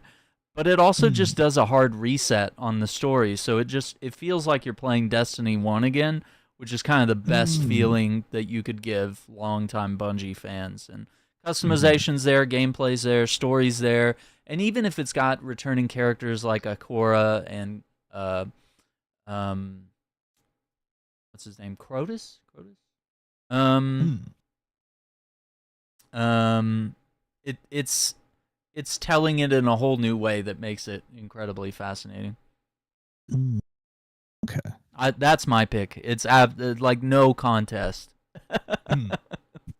Yeah, It's no, such a that's good fair. mobile game, and you can also emulate it on PC. They have, you can use whatever software, or if you go to their official site, they recommend a specific one. And honestly, Nice. I think it would be better if it were native on PC Yeah, or it was just console. available. But also, there might be some sort of like weird. A lot of people theorize that maybe Bungie doesn't want it to be native anywhere because it could compete with D2, which is going through the ringer right now, where player count is abysmally low. But also, I know Andrew Alliance plays Wuthering Waves, and I watched him play that, and I think Brittany has played it before, and it's like really good. Like it's Genshin Impact kind of type of game, and it's got its own very different art style and really fun gameplay. So, flowers to them as well. Uh-oh. another complicated problem here. Best debut indie game. This one has an extra empty space. Fuck, dude. 2 empty spaces? Like, what's wrong with them? So, best debut game created by a new independent. Then it went away. That's very odd. I wonder what could be missing here, 'Cause it feels like an intentional snub when it's this empty. All right, so we got Blueprints, Clair Obscur, Despelote, and Dispatch. Yeah. So here's a weird one. I don't want Expedition 33 to win this because they're going to win other stuff. They are. They are. It's so annoying. They're going to just sweep a whole lot of other stuff. I feel like this is where Blueprints has a shot. I have not played it. Yeah. I've only watched a little bit of people playing it, but people are claiming it's a real special experience. Yep. Alana Pierce loves it, and that was like her game of the year, and she was like, I'm in Dispatch. I love Dispatch, but Blueprints is she was like, it's my favorite, and she has sunk hundreds of hours, I believe, into it. Cool. And it looks really cool, and I bought it. Like, I bought it because I was like, I know I'm going to play this. I know this is up every niche where it's like puzzle game that's kind of roguelike as you're picking what rooms you want to go in, then you got to figure out puzzles and navigate your way through, and it just sounds endlessly fun. Yeah. Yeah. Yeah. And I'm glad that Dispatch got something. Yeah, because it wasn't even nominated at Golden Joystick Awards, didn't. And it's also a weird thing where it's like the first episodes were coming out early November, and it wrapped up in the middle of this month, and that might have been both too early and too late for certain award shows. Yeah. So it's going to fall in that weird category of like, a lot of times this happens where like games that come out in say 2024, we totally forget about them. We only acknowledge the games that came out 2025, even though some of those games came out since last year's awards show. Yep. That's tough. It's between two of them for me because I know how good Blueprints is, but I've also played the hell out of Dispatch, and it completely captured me. And everyone in the chat was going nuts and asking questions and wanting to see alternate playthroughs. And so we're going to have to do another one. Yeah. And it's ex-Telltale people working there as well. And it shows. And I also think the art style is refreshing because I do think after a while with Telltale, a lot of their games started looking samey. Like the way they look, the way they play, the way their characters move, it's always the same. Like it's like Bethesda, where it's like every game looks like Fallout and Elder Scrolls. It's just reskinned And obviously there's more work that goes into it, but like we can see the skeletal structure of what's underneath, and it's easy to tell that animation, and not that animations and music and whatever, all sorts of things end up reused across a lot of games, and there's nothing wrong with that per se, but to an extent it does rob you of the chance to have full creativity, which is what Dispatch feels like. And the cast is great, the action's great. It was perfect, and it didn't feel like, as we were kind of taunting Claire Obscure with during the golden joysticks, we were saying that it's Hollywood propaganda. I said it was Oscar bait, because it's just that kind of game. Like it's one of those games where it's like, yeah, it's meant to capture you, and it's obviously got Hollywood talent, but so does Dispatch. I mean, Dispatch has some Hollywood names, and it's also got some streamers in there, content creators, and I think even they were perfectly casted. It didn't feel like a shoe-in where it was like, oh, we're putting Logan Paul and I Show Speed, and it's just, you're just picking them because they're popular. It's like, no, they actually picked some people, and obviously casted them really well. I might have to go Dispatch on this one. Okay. Because it might also be the only thing they get, and it might be the only thing they win, period, anywhere. Yeah. Because I feel like they are getting a little bit of a snub, even though week to week everyone is constantly talking about Dispatch, and they're like, when's season 2? And Aaron Paul is like, when's season 2? And Charlie said, where's season 2? They were both on a podcast, Aaron Paul and Charlie, and they were like, when's season 2? Like, they want it. We want to do more. It was fun. Yeah, and even the studio, they were like, we don't want to confirm anything because it's a lot of pressure and it takes time. Well, and Telltale has backed themselves into that corner before. Yeah, that's how they got into this whole mess. And even Wolf Among Us 2 is facing a lot of delays. It's been delayed a while. It's been paused, and it's still in the works. But we don't know if they're using the original script that some of the people that are now doing Dispatch left them with. How is Expedition 33 in Indy? Don't they have a big team? Yeah, this might be one of those situations, right? One of those where we need we need better design categories here, where I feel like Expedition 33 is now what we're qualifying as AA studios, where they are like relatively well put together teams of people who know what they're doing, but in terms of scale, they are not as big as a AAA company. Yeah, and we could argue the same with Ad Hoc, where it's like it's a new studio, but it's also like incredibly experienced people from Telltale. So it's not the same as like Schedule 1, which was made by like one guy, right? Like and Stardew Valley and all these other things that we are definitively indie. Golden Joystick had 2 categories. They had self-published indie games, I think was how they separated the two, and then they had regular indie games, which, I still think there needs to be further distinguishment. I wouldn't even mind having those 2 and a AA. And maybe we need to start distinguishing that overall, because it does feel unfair that like even Hades, like it's kind of an indie game, but it's like, dude, they get game awards. Supergiant's been around for a long Supergiant time. gets Game of the Year for like every game they poop out. Like, and that's not saying that they're bad or anything. They're incredible. But it's like, is that fair to put them up against like new developers that are on the indie scene?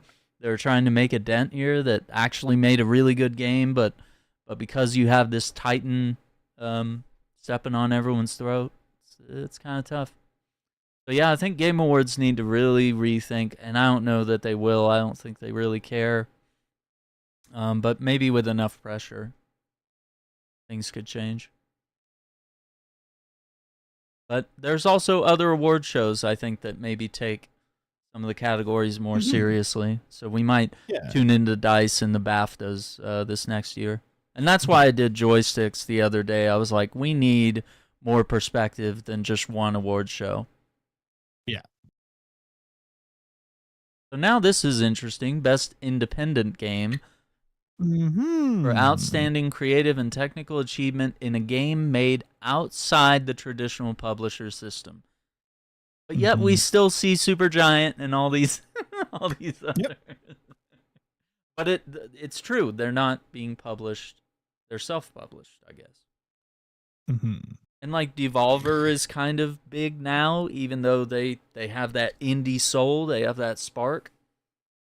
Mhm. And Raw Fury is also in that same way. They keep that indie vibe. Emu publishes a lot of like Shredder's Revenge and stuff like that. The new Marvel Cosmic Invasion, these beat 'em ups. How do you feel about all these?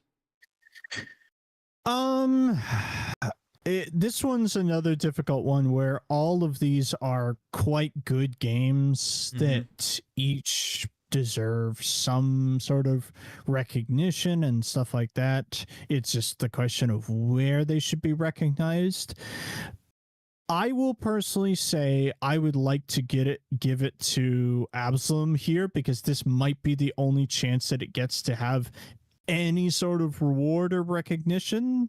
I've heard nothing but good things about it. I literally discovered it solely because Mick Corden composed a piece of music for it, and it's not even for like a really important part of the game. It's just basically one of your first proper tutorial bosses in the game, but it is such a cool track of music. So I personally think that Absalom should get it here because I want it to win something. Yeah, look at that art style. It's absolutely incredible. It's I love it. so cool. And all the animations look really good as well. Just a very unique vibe for a game. Yep. I do want Blueprints to go home with something as well, but like I think you've made a Yes. good case for Absalom here, which is crazy. Mhm. And it does look super cool. And I just don't feel it's fair. I think Claire Obscura is going to dominate in a way. I think Hades 2 could also get some glory. And I mean, people are Mhm. nuts about Hollow Knight, and Yep. it's probably destined to go home with something as well. Mhm. But yeah, let's go with Absalom, I think. Mhm. Right. Community support. The same old games every year, it appears. not even, not even being Recognizing sassy a right now, but game for outstanding community support, transparency, responsiveness, inclusive of social media activity, game updates, and patches. We have Baldur's Gate 3, Final Fantasy 14, Fortnite, Helldivers 2, and No Man's Sky. whoa. All of these are good candidates. This is not a like this is we're getting into the categories where like all of them actually fit. Yeah. Um of the ones that I've actually played and experienced, it's mainly those final two that I've experienced. Between the no Sean, no, we have money, Sean, please let us pay for the update, Sean, Yeah. of No Please, Man's Sean. Sky, where it's like you can stop now. We need to fund You don't Light No Fire, brother. Like, take some money from exactly us. like you're allowed to ask for money at this point, Sean. Like you've provided a game that goes way above what it is, and like they're especially with the what the heck was the name of that update when they released Corvettes for No Man's Sky, that was Voyagers. When they released Corvettes, the No Man's Sky Twitter account was constantly reposting and showing off people's designs for Corvettes. Like, they were so good at sharing the creativity that people had with their new creation system. And it brought so much like joy to like everybody showing off, like, okay, what did you build? Oh, I built this. Oh, I built this. And it was really cool. I think Arrowhead's support has been really cool, and we're going to get into it a little. I think it might be the next category here, or the next, not the next, but the next category is best ongoing, where this has been a very interesting year for Helldivers 2. Mm-hmm. Where like, it's crazy that the battle for Super Earth started in May. Yeah. That was May when that happened. Yeah. And that was an incredible update, dude. Once That we got in the like, cities, you were constantly checking social media. It's like, we lost another city. yeah, they added vehicles. They did, like, the buggy was a huge deal. ODST expansion, having the bug hives, which I don't know if I've played those, where you go into the caves. I haven't done hives yet. Yeah. Yeah, we gotta check that out.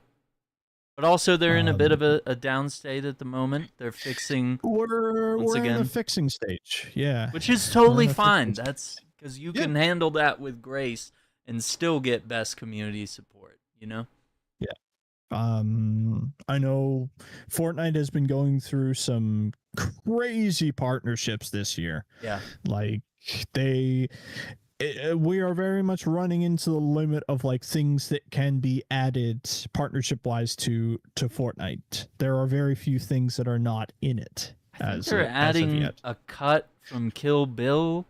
They're doing like a Tarantino collab where you're gonna watch like some sort of new cut of Kill Bill. Because the new cut is coming out in theaters soon, where there's an additional, I think it's like 7 minutes. So I guess they're debuting some of that in Fortnite. Yeah.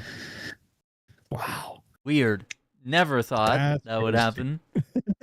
And I think in theaters they're supposed to show the movies back to back, like they intend to make it like that it's one marathon, complete chunk, which is insane, but cool. Yeah, wild. I know 14 continues to be like one of the best MMO communities to be part of and playing, and has very much like welcomed with open arms all the people who have kind of like, I'm kind of done with WoW. I want something else. Yeah. So they've embraced them. Like, they continue to be that, and then like, I think, I don't know when it's coming out, but I believe the ability to basically craft your own custom campaign for Baldur's Gate 3 is either out or in the works. So it will now be as like, okay, the game's done. We're not going to work on any more. We're not going to make any more. And I believe Laren has said they're not going to do Baldur's Gate 4 yet. They're going to wait some time on it. But they can't, like, if that tool is good, that tool combined with mods, people might just start building their own basically D&D campaigns to play. Yeah, infinite replayability at that point. Yeah. So my personal vote is No Man's Sky. But honestly, any of these are good choices. I really have to say No Man's Sky has earned it, and I feel like their community interaction is what's key. And Helldivers does things to an extent, but I feel like maybe they're more of an ongoing game competitor. I would almost rather see them in that arena. So even though I haven't kept up with No Man's Sky, I can definitely observe that they're doing all the right things.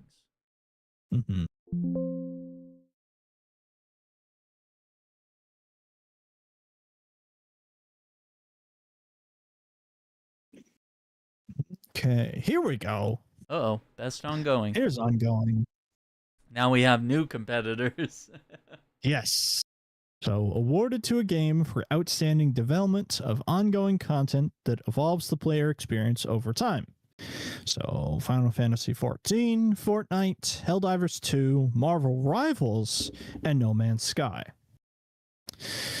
So, I'm very conflicted with this one, where I think all 5 of these are good choices. I think they are all like good ongoing games that have been adding really good content to their games throughout the final year, especially say like Marvel Rivals that has come out and is still on track to continuously be adding all these new characters and cosmetics, events, all these different things. At least in terms of characters have all been, I believe all the characters are free. It's just the cosmetics and stuff that you actually have to pay for. Yeah.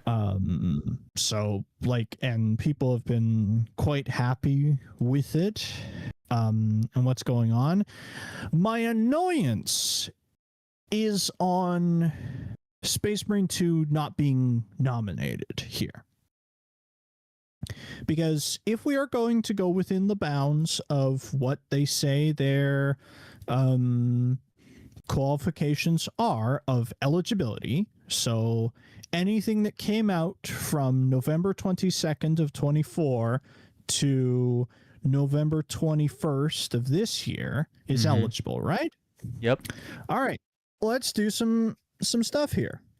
So December 24, Obelisk update comes out for Space Marine 2. So that's Banger. Obelisk, Zangor Enlightened, and the Dark Angels cosmetics. February, the Data Vaults update comes out. So that's all your Data Vault challenges across all 3 game modes: campaign, multiplayer, and PvE mode. Biovore enemy, the ability to take armory data, say take 3 greens and make a purple, or take 3 purples and make an orange, as well as absolute difficulty. That was February. April, that gets you Trigon and the Prestige. Great one. So really good mission, plus literally the like, hey, you want to grind this game? Go ahead, rank all of your characters to level 25 4 times each. Yeah. June, Siege Mode comes out. Huge quality of life, huge experience over time enhancements. It's from both of almost those. It's almost its own game mode, I would say. Yeah, I think so. July, they balance every weapon and every class to bring things a little more evenly across the boards. August, they release the Year 2 roadmap. September, we get the first part of that, which is Vortex Mission, Demon Spawn Enemy, Power Axe, Flamethrowers, Stratagems, and Heroic Weapons, the first batch of Heroic Weapons. And just beyond our cutoff, literally by, what is that? Cutoff is the 21st. Yeah, today. Cut off by 4 days will be the next update, Reclamation. As if the rest didn't count, but you know, if you're like, oh, that's almost enough. It's almost enough things. Like that's 1, 2, 3, 4, 5 major updates with other stuff going on throughout this year. And then say like Helldivers 2, we had December was Omens of Tyranny. That's the release of the squids. Urban Legends Bond and the Killzone. February is Servants of Freedom, which is the bomb pack. March is Borderline Justice and the Cowboys. May is weapon customization and the new Illuminate. As well as I think it was sort of mid-May to end of May was when Invasion of Super Earth happened. Um, Force of Law was June. Control Group was July. August was ODST plus Xbox, and then the Dust Devils. And then September is Into the Unjust, which is the Bug Hives. So what I don't understand is how comparably almost the two games have had, like, Helldivers 2 has had more updates, but many of them are war bonds. Why Space Marine 2 is not on here? Like, I don't care if it doesn't win. It just deserves to My be at the personal table. thing is that it should win. It should be here and should win. Yeah. Because it has been my favorite ongoing game of this year. Put hundreds of hours in. Like, not here. There's no, like, there's no nomination for it. Like, why not? Is it too niche? Is Warhammer and just that game in general, did it just not splash big enough for mainstream gamers? I think that might be the problem, is that Warhammer itself is just trying too to be niche. objective here, but it still doesn't make sense. I'm grasping at straws here, trying to, like, what does it look like from an outsider that's not, like, fully obsessed in the way we are now? Right. Who's not like boots deep in it. Yeah. Of these 5, Helldivers 2 is probably my pick. Yeah, same. Because I think this year, despite where it is now, where there's a whole bunch of performance stuff they need to fix, and despite not having played the game since, let me check my counter here. Yeah, it's been a minute. Oh, I fired it up today to just check and collect stuff. But say, like, the 94 hours that I have in this game started from December of last year. So the almost 100 hours is only within basically 2025. You were late to the party, but you caught up to us immediately. I was like, he is so obsessed. What is his problem? How dare he catch up to us so quickly? I thought we would let him be the probie for a while, and nope. All right, not take really. the bomb pack and go, Andrew. What does this do again? No, he just got super obsessed and super knowledgeable, like, really quickly. He was like, oh, I have all the best guns and upgrades, and I've already figured out. So it's like we were about to give him tips, and he's like, I already know this. I'm like, okay, that's crazy. But that speaks to the game, like, how quick and how easy to appeal it is, pick up and play, and how much fun it is. Yeah. Why not Marvel Rivals? What do you think there? Because I know we both enjoyed it, but it's like, why does that not? I just haven't played it. Yeah, like, same. I haven't put in the time to play it. Too many games, and they keep adding stuff, and these events keep cycling through too quick for me to keep up. Yeah, but I love everything about it. Cool, and I think there is also quite the high likelihood that it will win. I could see that. But, like, say my personal is Helldivers 2. I agree. But if Space Marine were there, it absolutely wins. Yeah. And I would vote for it. I've had, like, Space Marine 2 was good when it came out. Yep. It is better now. Like, it is a game that has been getting better and will probably just keep getting better. It's hard to imagine it without, like, you just naming those features. It's hard to imagine the game without the Biovore or without Prestige. Or what it feels like playing, like, I would really love to know what it feels like to play, to go back in time and play certain chaos missions before Chaos Spawn existed. Oh, yeah. Yep. Uh, That adds a lot. mhm. What's up, Colin? Expedition 33 stream. Listen, it's shown up in a few categories. Perhaps undeservingly in some. It's a little weird how the Game Awards works, but Mhm. I'm sure they'll get their sweep, man. All right, so Oh yeah. we Oh we yeah. have games for impact for a thought-provoking game Mhm. with a pro-social meaning or message. We have Mhm. Consume Me, Despelote, Lost Records, Bloom and Rage, South of Midnight, and Wander Stop. Mhm. So another category that I don't know a lot about. I don't know really any of these games outside of like seeing the initial couple trailers for South of Midnight. Mm-hmm. Lost Records is by Uh, Don't Nod. I just wanted to verify mm, that.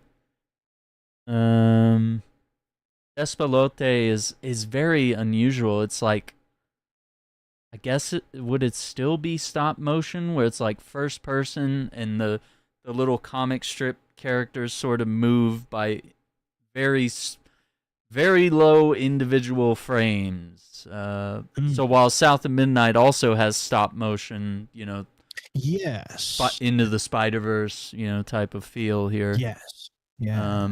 I feel like Despelote is extremely that to the extreme, where it's Mhm. literally images IRL with cartoon things placed on it, but the animation speed is incredibly slow. But I mean, I guess it's meant to be that way. It's almost like you're moving through Google Maps in first person, like it has that kind of Mm. vibe. And it's a soccer game. You're running around with the soccer ball and playing in the streets and meeting other characters. I can't say I'm familiar with any but the middle three games. I just know a little bit about Mm. Despelote. I know Lost Records is kind of your Life is Strange, but they're all like musicians or whatever, and Mm. very much a music, not a music game, but a game that's built around music. And then of course South of Midnight being kind of your Delta Blues, Mississippi type of Mhm. Down adventure. south Yeah, game. very down south, which looks really cool. And I know when it came Mhm. out, it was all over. Like the conversations were brewing. Mm. Yeah, I don't know if I have a horse in this race. Yeah. Let's see. I wonder if. Hmm. Oh, maybe there is a way to disable the stop motion in South of Midnight. It really bugs me Mm. when I play games. I can watch movies, but like I played the Hellboy game a while back, and it has stop Mhm. motion, and it's got a really cool art style, and it kind of plays like an Arkham game, but like it's a roguelike at the same time. And I was like, it literally hurts my eyes and gives me a headache because Mhm. it's like your computer's broken. It's like it's like you're playing it and you're just like, we're dropping frames, it's skipping, it's Right. so Yeah. like it I had a headache after like 30 minutes of playing Hellboy, and I was like, I can't do this. So that's what pissed me off about South of Midnight. I was like, everything Mm. about this seems like something I would fully love because it's everything. I love Yeah. blues, I love southern stuff, and it's got those vibes. So I don't know. Mhm. I'll give it that because if Okay. I can turn that off, I give them their flowers. Mm. Yeah, I can watch a movie, but man, it's rough Mhm. playing a Yeah. game. It's different when it's Wallace and Gromit, where it's at a consistent like um stuff. Mm-hmm. Mhm. So accessibility. This is one where you really have to crack open each one to see what they did in Okay. terms of what new features were added. Um, so to Let me go see back. what. Let me. Let's name the nominees first before diving in. Yeah. Assassin's Creed So Shadows, good. Atom Fall, Doom: The Dark Ages, EA Sports FC 26, and South of Midnight. Hmm. I'll open up that Oh, what innovation did page. they We can add? skim it a bit here.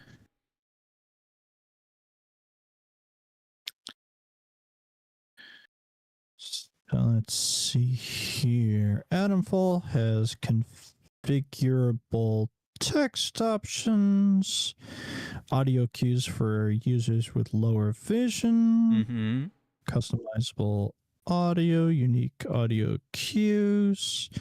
Welcome to a large range of players. Motor accessibility, options for movement, traversal. Okay, so ability to customize your controls to fit maybe more adaptive controls and such like that. Some more visualization options, subtitles and such. Okay, that's really cool. Very good. And Doom is the one I've heard a bit about, where you can really kind of customize down to you can customize the difficulty scaling a little bit. Interesting. Yeah, in fine grain increases from 50% to 150%. Projectile speed, parry windows, days duration. So if you wanted to make the game easier to play, you literally can pull a slider around in terms of ability to play it. Yeah, and you could almost make it harder in some ways as well. Yeah, crank it to 150 and it's like, all right, can you beat like Ultra Violence 150? Yeah. Close the parry window a little bit, you know? But this is great. This is good accessibility options. Yeah. Visual accessibility, audio visualizations. Oh, and absolutely, like something that I think any first-person shooter needs to have now is motion sickness toggles. Oh yeah. Do you know what that actually does? Does it what does it sort of diagnose? I have to imagine it like balances stuff like motion blur and movement in such a way that it reduces how like drastic it is. Yeah, like the head bobbing as well, I think. Yeah, or when you're like trying to turn really fast and stuff like that. Which that's cool. And then AC Shadows. Yeah, audio captioning cinematics, remappable controls, general upgrade, better color modifications, speaker directions, conversation log, which honestly should just be a feature in any. Yeah, it does need to be in everything. Like, what the fuck did they just say? Yeah, I need to learn what character is saying it, because sometimes that's hard. You said it. How playing did it they in say a different it? language, you know, that too. Stealth and combat have separate difficulty settings, which again is good both from an accessibility standpoint and from if you say you wanted to do a challenge run thing of like, all right, crank it all the way up. Yeah, you can. And then I think the real cool one is the guided versus unguided mode of just like, all right, toggle everything off and let me just go and let me just figure it out. Like unaccessible this game and make it harder on me where I have to get out a pen and paper. Yeah, exactly. And the canon mode, something else that goes into that, it gets rid of dialogue choices so that it gives you the true canon ending. It's like, okay, these characters. So if you want to role play, go unguided. But if you and there's toggles, like it's very. So I was able to go like unguided on exploration, but then go but then allow me to have freedom of dialogue choice and cutscenes, because I want that more than I care about a Yeah, canon the ending. choice. I want to role play Hmm. in Japan. Yeah. Come on, man. So, okay. And then FC26. Yeah. High contrast visuals, overlays. Being able to showcase analog sprints, I guess more accessible controls, switching between. Okay, so it looks like a lot of FC seems to be a lot of technical stuff around allowing more users to play the video game. Mm-hmm. Incredible. And then finally, South of Midnight.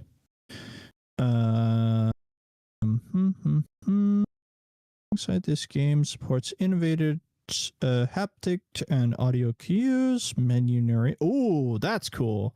Menu narration and menu text. So if you were visually impaired, you could use the guidance there. Motor disability. Customizable controls so that it's different people with different controller setups can use it. Skip features and chase sequences. Finally graded difficulty settings all the way up to invincibility. Wow. That is. So yeah, if you just wanted to enjoy the game. Yeah. Also includes configurable subtitles with directional arrows and captions for sounds, replayable cinematics, a toggle to remove the stop motion effect, and more. That's crazy. That they didn't double down so hard on their art style that they were just like, you know what? If it bugs you, if it gives you a headache or whatever. If you don't like it, you can take it off. Cool. That's almost too much accessibility. They gave us so much. I'm not saying that, but I mean it's a joke. But it's like that's really cool that they're that open. It's obviously a story game with some gameplay elements, and if people want to just enjoy the ride, it's not the same as adding accessibility to some of these other games that people might have a problem with if there were too much. Yeah. I think of that list, I feel like Doom is the most interesting, of having that sliding scale. I like that. Of how much, like, so say like normal is set to here if you want to go up or down in terms of parry window speed, like all these different things. That is really cool to me, alongside all the other closed captioning, visuals, audio, that kind of stuff. Taking a game that requires heavily on visual and audio cues and making that accessible. I could not believe someone could play an FPS, or even Brian. He is visually impaired and he plays Elden Ring. And I'm like, how do you do it? Like there isn't accessibility in Elden Ring. Yeah, you walk off a cliff. You walk off a cliff until you learn what direction that cliff was that you walked off. And he is. I'd have to ask him where he's at now, but I know last we spoke he had made it pretty far. So that's cool. Incredibly proud of him to brute force his way so far through the game. In a game that just doesn't, it doesn't even give you much beyond subtitles. Like, they're just like, we have subtitles, but we're not going to give you speaker directions or anything else. But it's funny. So, I think Doom, man. I think Doom is really knocked it out of the park. I know Assassin's Creed was the only one I played. But I'm really glad that they provided that documentation so that we could really break it down. Yeah. That is a good category to have, and I love it. All right, we're getting down to the last few here. All right. Uh-oh. Expedition 33. Expedition 33. Expedition 33. Can we see it? uh, Oh, boy. So yeah, we got Ben Starr for Expedition 33, Charlie Cox for Expedition 33, Erika Ishii for Ghost of Yote, Jennifer English for Expedition 33, Kontatsu Kota for Silent Hill F, and Troy for Indiana Jones. Oof. This is the other category that it's like, everybody did a really good job. They really did. There's no notes of like, oh, this person doesn't deserve to be here. It's like, oh, no. They're all incredible. And Ben Starr and Jennifer English did win at the Golden Joystick Awards. Yikes. Yeah. So. I have a feeling that it's going to be one of the 33s here. Yeah. I think it would be cool if it's not that Charlie gets it instead. Yeah. I think that would be cool. I think all three of them are kind of deserving of the laurels for stuff, and Ben has been like passed up many times on awards. Yeah. So it'd be nice if he wins. Very true. But I will say that lots of people have made the humorous joke of Kato should win simply because of not only her performance in the game, but her performance on her streaming herself play the game. Oh. Have you seen those clips, Aaron? No, I might need to see them. It's really good. Oh my god. Because she's great in the game. I'm like, and they really capture her face and her emotions. It's This is a hard pick, even though I've only played 2 games on the list. I'm just like, I know everyone's talented here. Like Ben Starr, he won, I think it was Golden Joysticks, where he got the Clive Rossfield for Final Fantasy 16, which was really good. But I don't think he got any love at the Game Awards and some of the other spots. Yeah. Even though he's been in several games and just been an absolute he's everywhere legend. He's the new Troy Baker. He's just a cool guy. He's a good guy, yeah. Yeah, and he showed up wearing a Balatro card to the Golden Joystick. He was just like a dummy. I love it though. I love it. He's amazing in that way. Yeah. Don't know because they've each done really well, and Silent Hill F was crazy, and just watching everything that happened.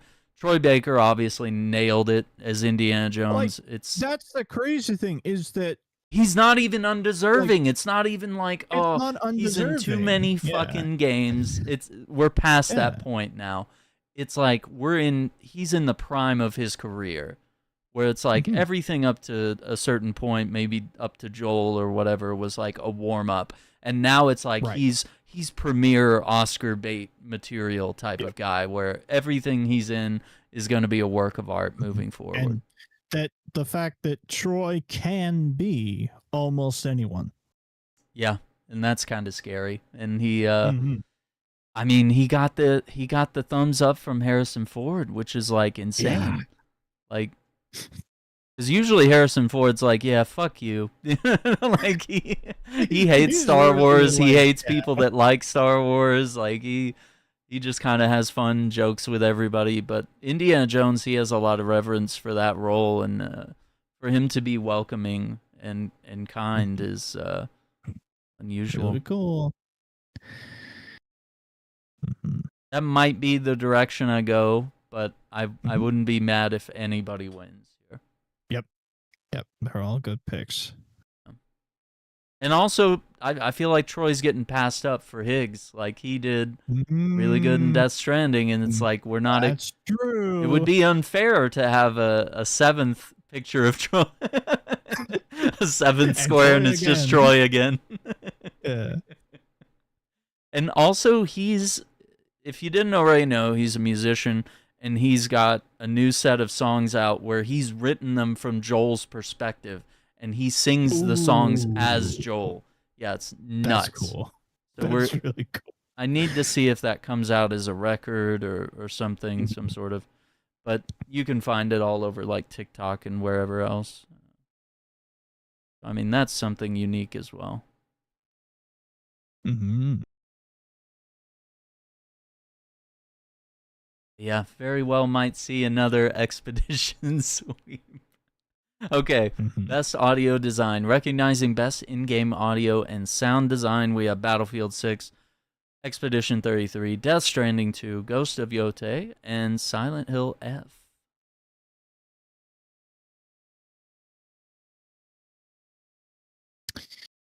This this is another tough one where I feel like each of these games kind of does their audio design really well. Mm-hmm. Like it I've heard some thoughts about Silent Hill F in terms of stuff that people the aspects of the game that people are not a fan of, but audio design is certainly not that. Yeah, it is really good. Like the squelching noises and the. And I mean, the Yeah. soundtrack that's separate from this. This is not. Yes. This is not Yeah. music. This is just audio design. This is not music. And Death Stranding, I know they put you in it, man. The wind, Yep. the footsteps. I mean, every single detail. So all the there. mechanical detail of all the different machines that you're dealing with. Yeah, very true. And the guns and Battlefield also perfectly captures PTSD and just the reality of war. And of course, if you look on any website that has video clips of people just running through the battlefield and everything's blowing up and there's craters and screaming and shouting and bullets and rockets and jets flying overhead. I mean, it's like being in a war movie, which is crazy. Mm-hmm. And I know Yotei, like, the sword sounds, the wind. I mean, that's chef's kiss, knocking it out of the park.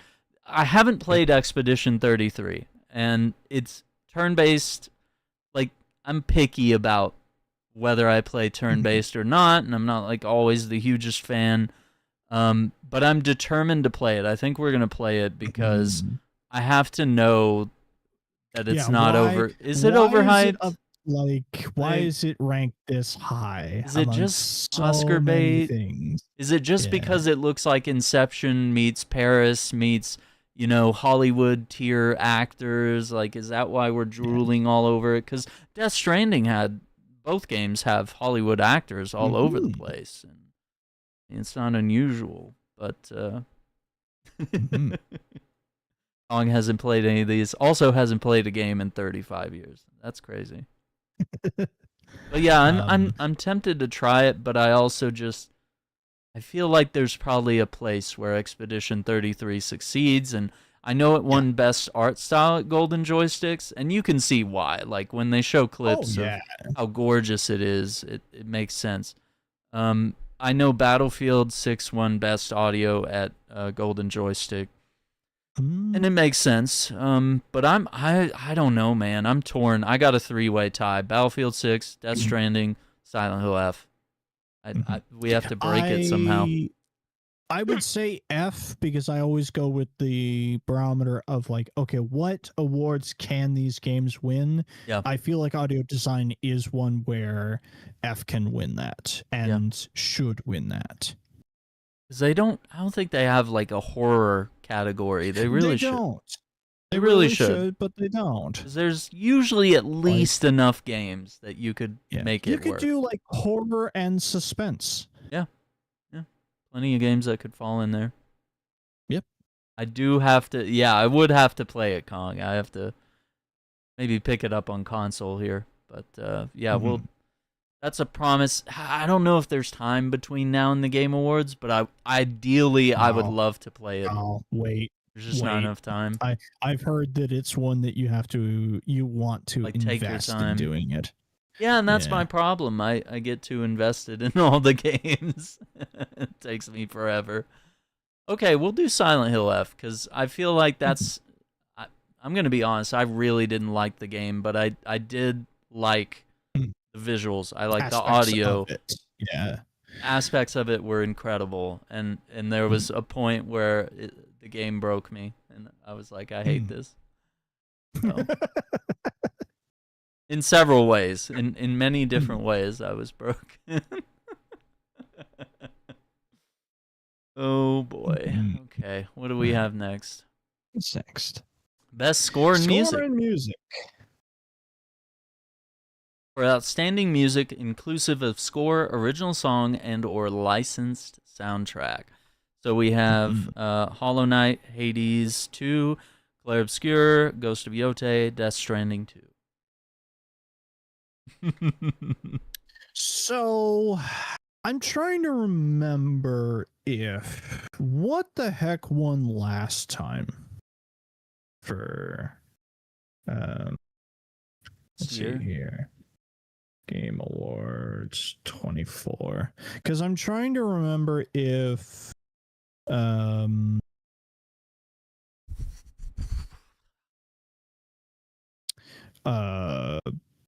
Hades 1 got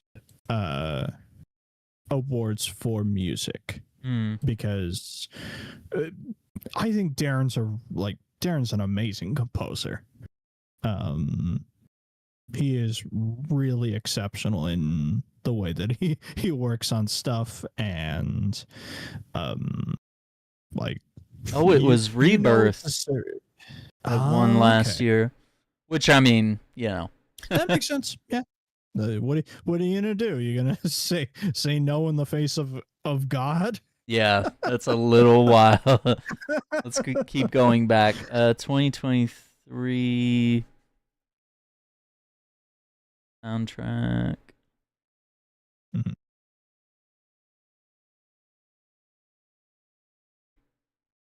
Assassin's Creed Valhalla. Was it? Was it? That can't be right. Let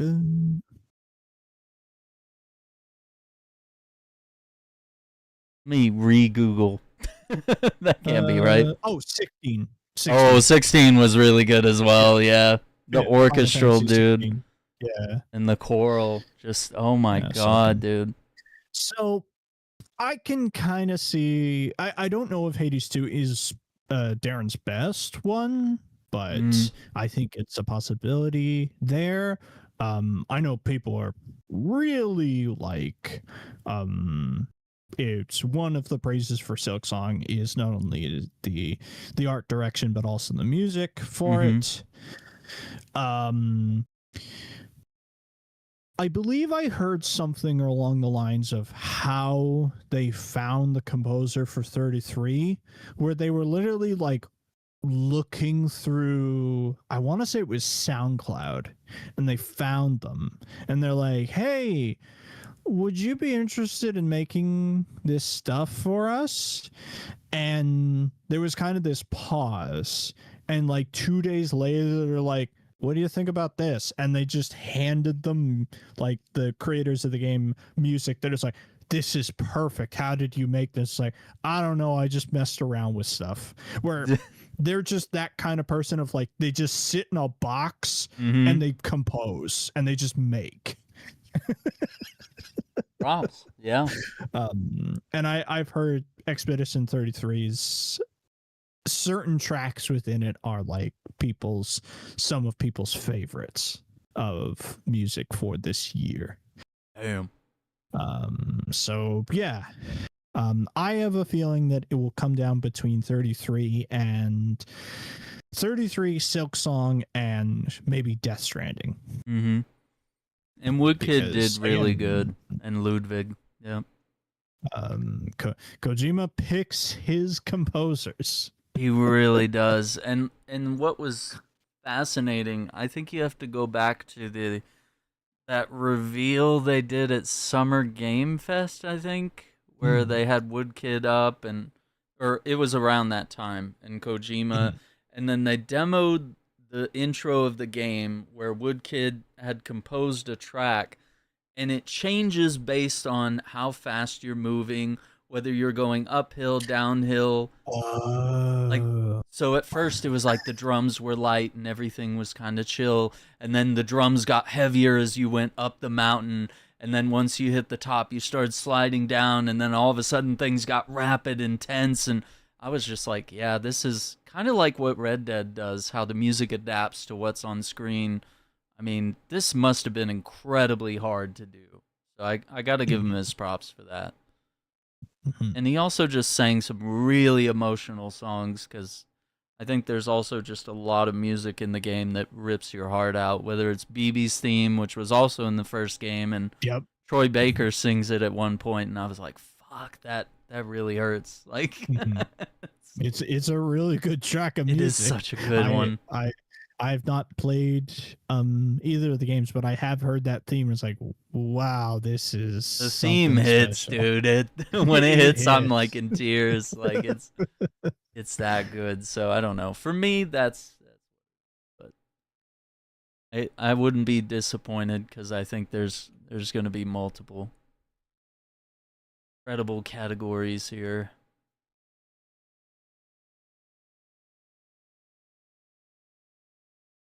Yeah, I was wondering that too, Kong. Because I was reflecting on how we were all reacting to Expedition 33 at the Golden Joystick Awards, and I was like, are we all just like rage baiting really hard? Are we all just like jaded and pissed off to be mad at this absolute sweep? Like, it has me gaslit, because I'm like, now I think I have to play the game. Like, I wanted to play it anyway, but I was like I was already interested, at least minimally. I was just like, I don't have time for this game, so I just put it aside. I was like, I'm not gonna pick it up and spend the money if I know it's gonna sit on the shelf. So, I don't know. That remains to be seen as to whether we're all, because we were all pretty vicious. Like, I was upset a little bit, and people in the chat were raging, and we had like one or two chatters come in and be like, "Oh, whoa, hey guys, what's with all the slurs?" No, it's like, no, it was just like what? He was like, "Why are you guys hating so much?" It's just like, I don't know. Like, all of our favorite picks were also next to Expedition. And it does start to get a little frustrating when a sweep is happening. But when it was Lord of the Rings, like Return of the King, I was cheering as they were Oscar sweeping. Exactly. So that's why I was like, am I jaded? Am I like, is something weird happening here? Am I the bad guy? Yeah, am I the one that's out of touch? No, it's everyone else that's out of touch. No, the kids are the ones that are out of touch. Principal Skinner meme, yeah. The Simpsons. Totally. Yeah. All right, we have Best Art Direction, which is another problem. Yep. Again, all of these are good. They're all good. These are all good picks. They're all deserving. They're all very artsy. Why is there an extra slot? That's so weird. Why is it empty space here? Like, no other game was artsy?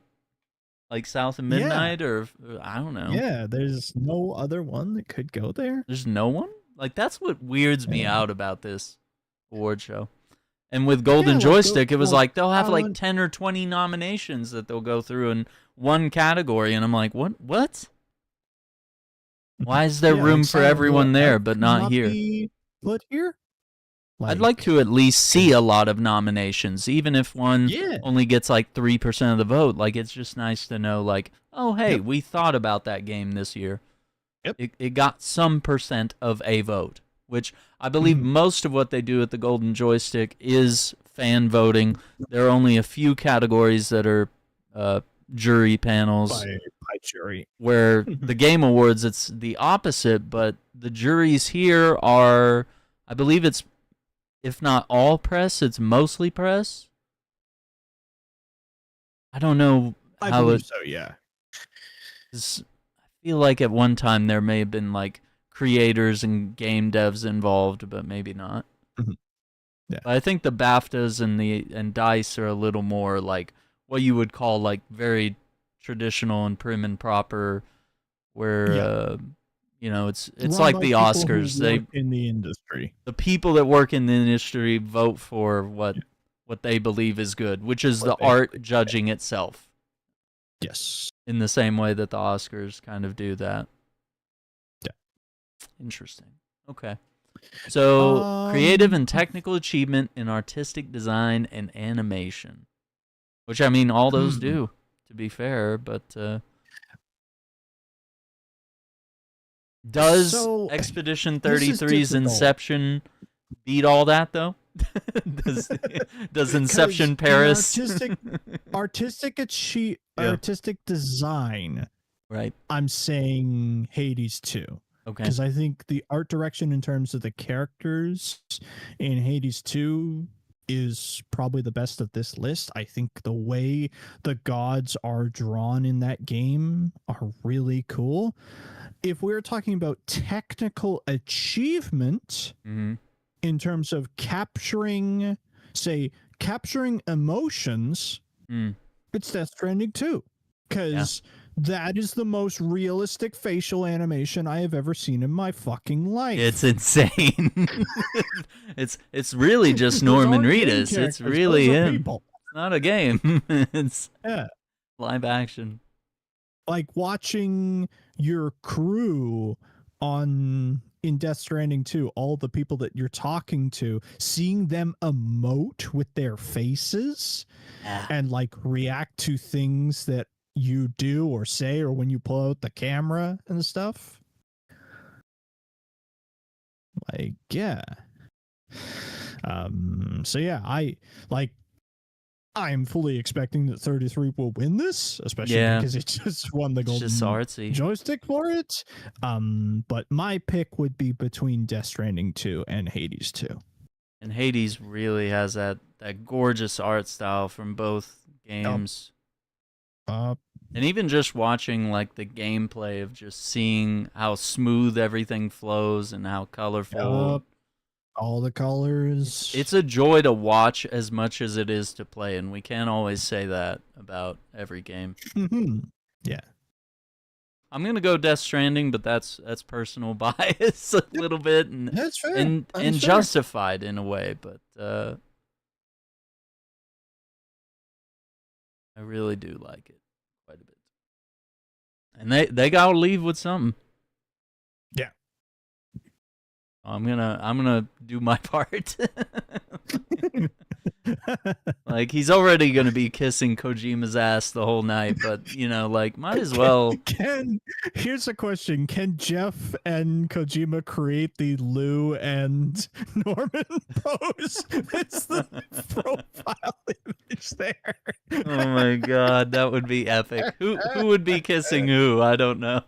Oh, easy. It's Kojima is kissing Jeff. Kissing Jeff. Jeff just gets down a little bit. He's like, oh my god. I would love that, actually. That would be the best. Well, I have a new life goal to see accomplished. Best narrative. Oof.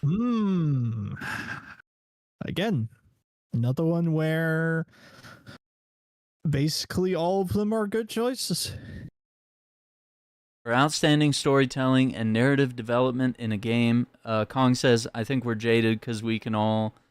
I don't think we're jaded because we can all agree Expedition 33 shouldn't win this category, but it will. Yeah, for the art stuff, I was like, I see it, but it's like, man, there are other choices I would rather see win, and it feels like they're already going to sweep every award show, including this one. So how do we feel about the narratives of these 5, not 6 games? Not 6 games, yeah. Yeah. I think this is another one where my vote is to Kingdom Come. Hmm. I like having a cool, grounded story where you, the player character, get to make choices and kind of evolve it along the way. Hmm. Yeah. This is where I think Claire Obscure might have the most compelling argument of like, that's what seems fascinating about the game is like the premise that you read off the back of the case, and Yeah. it seems like people brag about this more than a lot of other things, although a lot of people brag about like the parry system, not just being and another, how it plays. yeah, like not a boring turn base, and then I sit and wait for the other player to attack me, the other enemy. Whereas now you have to keep your hands on the controller. It's not like Pokemon or Final Fantasy where you can put the controller down while, the 5 other enemies swing at you or whatever. Death Stranding is obviously, I'm like engrossed in it. I mean, there's a reason why I spend 80 plus hours on the original multiple times, where I put that many hours in every year that I replay it. Death Stranding 2, already reaching that 200-hour mark, not even done. Already know it's one of my favorite narratives of the year. Ghost of Iote, to me, feels like a very basic, like, revenge story that we're getting from, a lot of samurai games, a lot of Sony games. They all kind of follow either the dad and surrogate child storyline, or it's just pure vengeance. Dad adventure or revenge game. Yeah. And that's not saying that it's bad. It's just, it's a trope that's being overused I think a bit. the one thing I've heard about Yote is just how she has the list. Yeah. And each time she gets one, she wipes the blood off on the kanji of the member. And it's like, that is the best That's visual actually design really cool. I've ever heard. That's actually really cool. And then Kingdom Come, of course, as you said, compelling story, role-playing aspects are very strong. Oh, Jay's here. He missed the VR part, but he's here. Silent Hill F really upset me. I was so interested. I was like, Japan. I was like, what if this ties into like the origins of Silent Hill as a whole? Like, what if it's like, oh, it all happened in the 60s and then somehow it jumps over to Maine. There's some sort of curse that started in Japan. And granted, it's dumb, but they expect you to play the game like 5 times if you want multiple endings and canon endings. Because the first ending is like straightforward. No matter what you do, you get that ending. And then in the replayable ones, you all of a sudden get choices. You all of a sudden get your traditional mechanics of like, oh, I did this thing. I killed too many zombies, so now I get this shitty ending or whatever. Interesting. So that really, at first I was like, it's a feature because it's in every Silent Hill. There's always like 4 or 5 endings. Multiple endings, yeah. And with this one, I was just like, fuck, this is... And I was so worn out by not the Soulsy, but I mean, it's definitely... I've heard that it's too much combat. The bounces people off is the combat. It was too much. The same enemies over and over, and just... the combat after a while, I was like, the combat's not that fun. It's not right. It's not Sekiro fun. It's not Bloodborne fun. It should be. Not Elden Ring fun. And it also takes away from some of the horror aspects, damaging weapons that break. That's annoying. And also, I think there's a point in the narrative that really disappointed me. And that's just me. Personal opinion. I know to other people it might very well be the thing that makes them pick that game on the list. But I'm going to go Death Stranding, even though I think I very well would give it to Kingdom Come. And I could also envision giving it to Expedition 33, which is crazy to say, but I would have to know more on that, and I can't do that. At least not right now.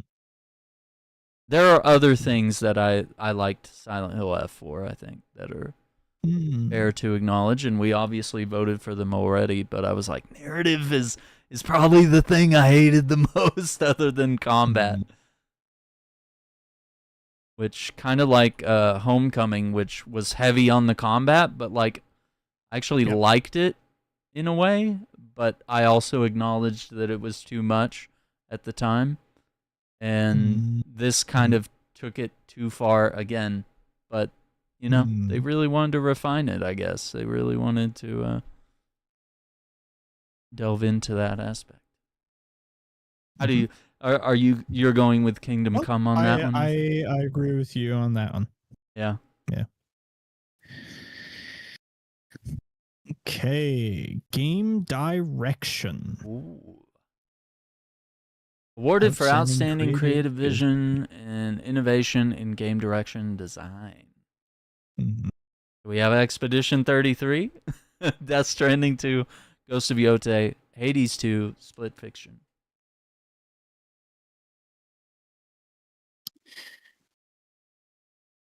Again, another set of good choices. Yeah.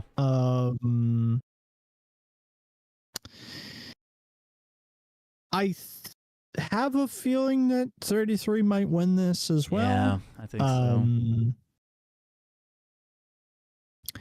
although this is another one where it's like another opportunity for Yosef to get on stage and give us another speech.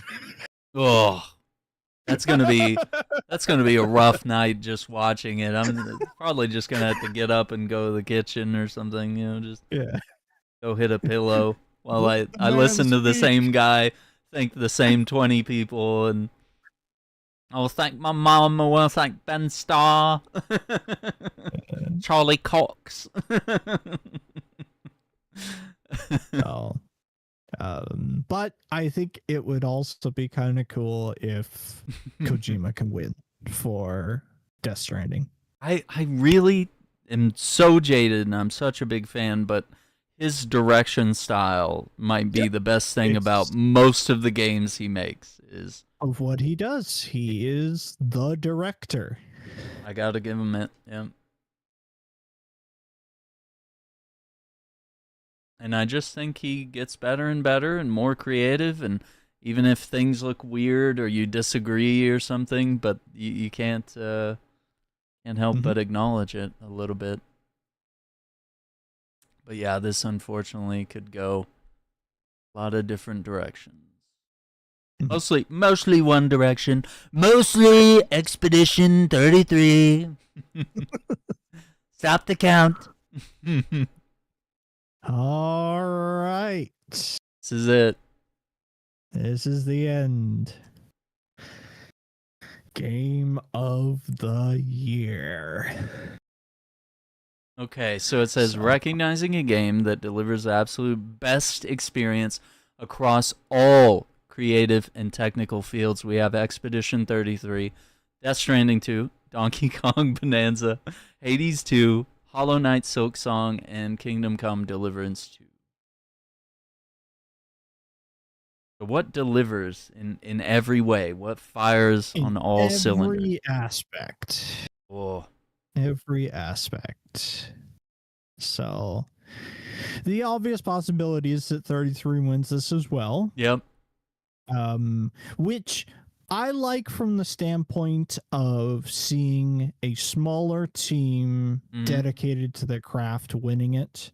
I think that is a good signal if that happens, because it means that we are on the pattern of shifting away from the winners being these super studios with tons, say like when, as much as say God of War deserving winning when it did, Santa Monica is enormous Yeah. in how much power and money they They have. have the power of Sony behind them. It's Yeah. literally like a snap first their party fingers studio. and have a $300 million budget kind of Ugh. thing. So I would like 33 to win in that aspect of having a smaller team win this because of dedication and hard work. And as I think Ben Starr said in his speech of acceptance, of like having a team that actually gives a fuck about their people. Yeah. Like, They didn't who lay cares everyone off. about- They didn't lay everybody off. They like they wanted to make a good product and make sure that everybody involved was happy about it and like treated with respect and dignity. Yeah. So I can see 33 winning. I think it would be interesting if Team Cherry wins for Silk Song. Of like, this is what again, another thing of a smaller team. They're just like, it will be available for you to play when we are done and happy with it. Yeah. And that's what they did. Or it's just like, yeah, it's coming eventually. We just want to make sure that it's as good as it should be. And I think lots of people are kind of shown as like, nope, this was they delivered on everything that they wanted to do.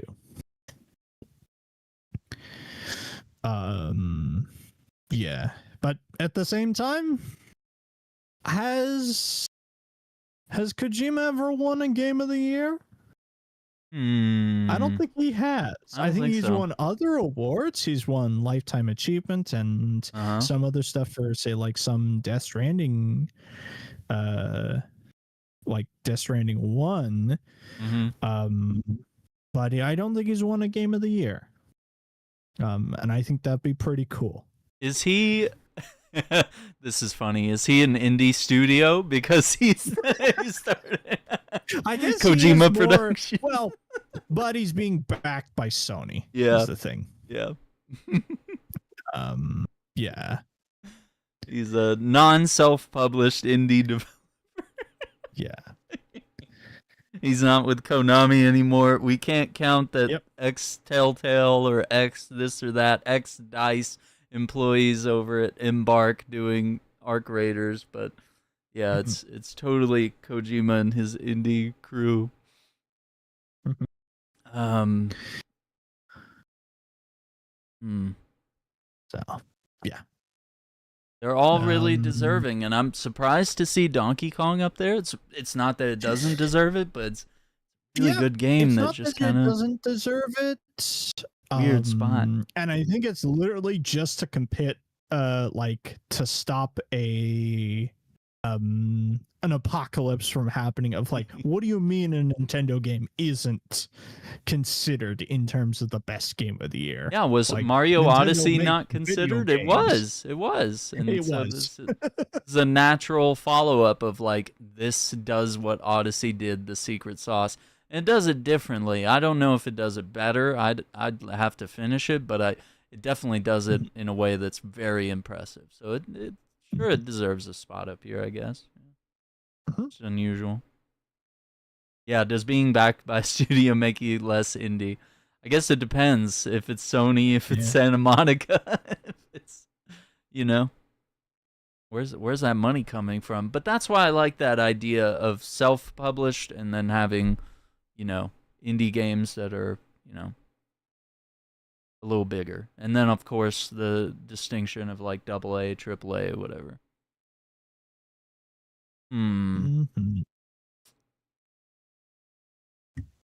Yeah, I guess I wouldn't be mad if any of them win, but I think it's gonna sting if it's Expedition because it's just they might sweep everything. But also, like you said, it might be sending a message of like, hey, it's not just gonna go to EA and Activision and Rockstar, or there's an opportunity for any of these smaller studios.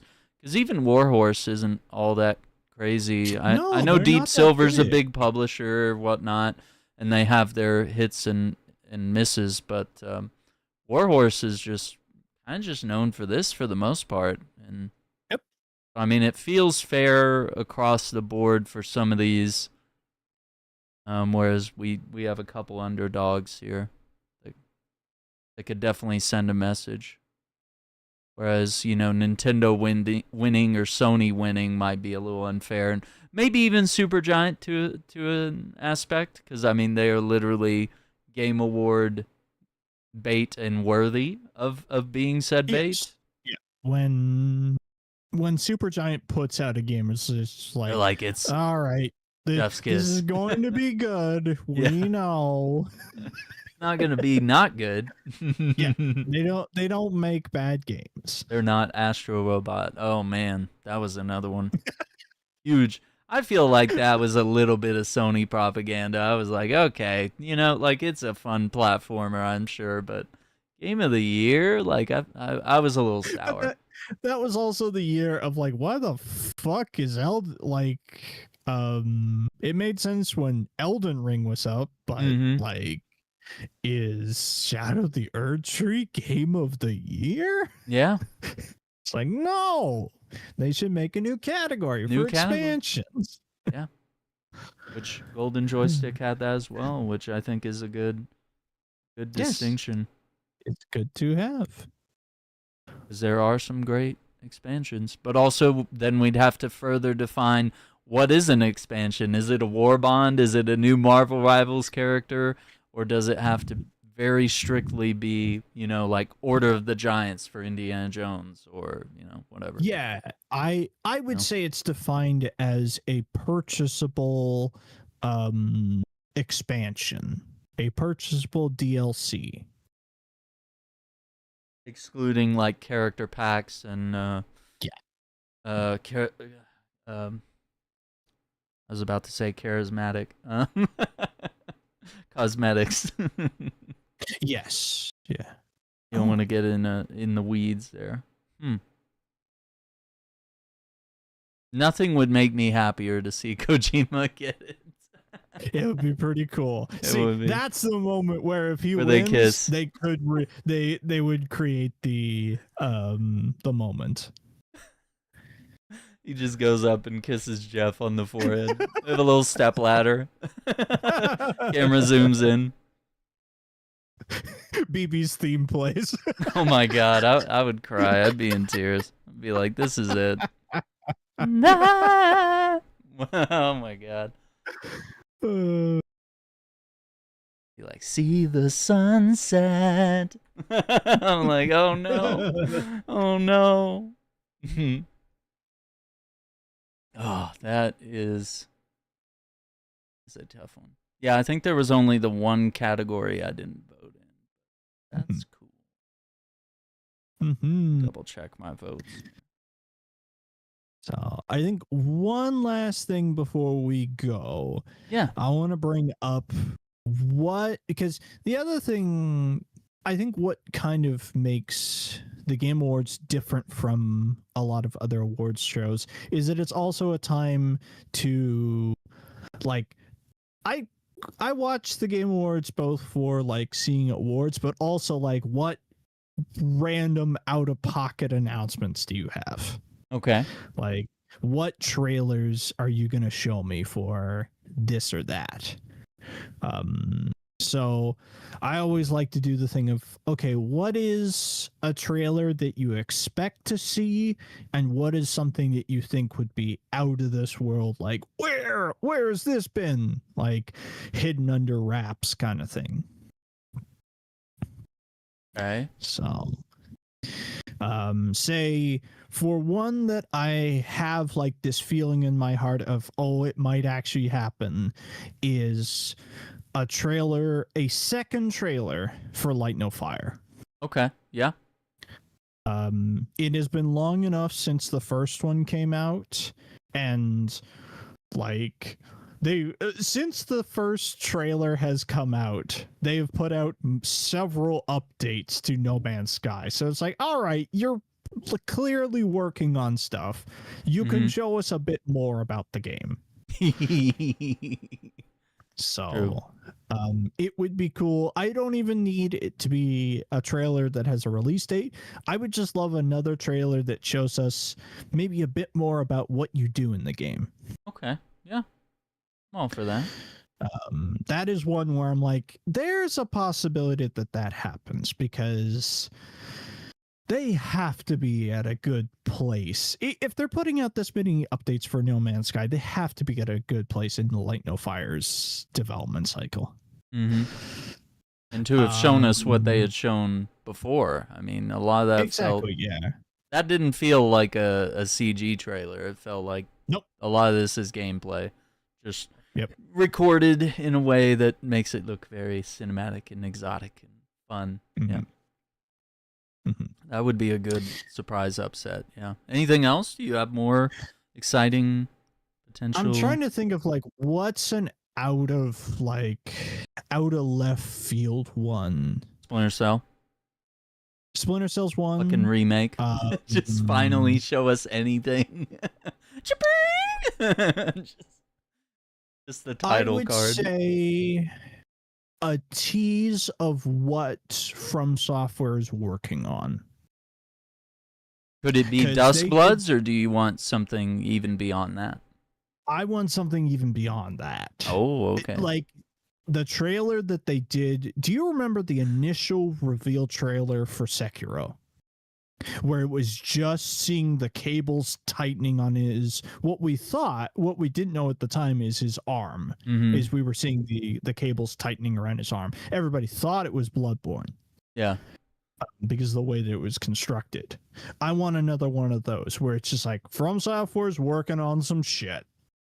Okay. Yeah. I don't think that's... in my heart of hearts, it's just like, fucking Armored Core 7, let's go. Yeah. Oh my god. I wouldn't be upset. I think that would be incredible, dude. In the bin. Give me After everything we've seen, dude. Yeah. Just do it. And make it even better. Make it just the best. Yep. A game that we just feel like we need to live on, like Space Marine, where we're just like, what if we team up and do missions or whatever? Like what would it be to have an Armored Core game that plays like Night Rain? Fuck. We'd never get off it. You go into the match without any weapons, and you find weapons in the environment, and you slowly bolt them onto your frames. Oh, you find your weapons, your jetpacks. You're like, I'm gonna strip my legs. I need to be more mobile. You want these leg pieces, Aaron? Just I'm gonna be the tank, boys. Give me the treads. Like you get a fucking Zimmerman and a Songbird. It's like, oh, we're so back. It's over. No boss. Bloodborne remake, that is pretty out of pocket. Yeah, I would say that. Bloodborne remake's really out of pocket and would be cool. It would be cool. Or again, just PC port it. Just port it. PC port. That's 60 all FPS. all I'm saying. Bring it up to PS5, drop it on PC. 60 FPS, that's it. We're not asking for much. We're simple people. Yeah. I just want to be able to play it again, because to play it now I'd have to because I gave my PlayStation away to my friend. Oh no. Because I'm like, I'm probably not going to use my PS4, and if I'm going to get one, I'm going to just get a PS5. Okay. So I'm either like getting a PS5 at some point so that I can play Bloodborne again. That's a selling point. It counts, oddly enough, yeah. So, yeah, those, I would say, Light No Fire trailer and a teaser for whatever From Software's working on. Okay. Splinter Cell is definitely the out of pocket for me. I would not... There's a lot of rumors stirring about that Prince of Persia Sands of Time remake from Ubisoft Montreal, which is who did it back in the day. But it was originally, like, they moved it over to one of the India studios at Ubisoft, and that came back, and now they're back at from scratch. So there's a lot of rumors it might be at the Game Awards.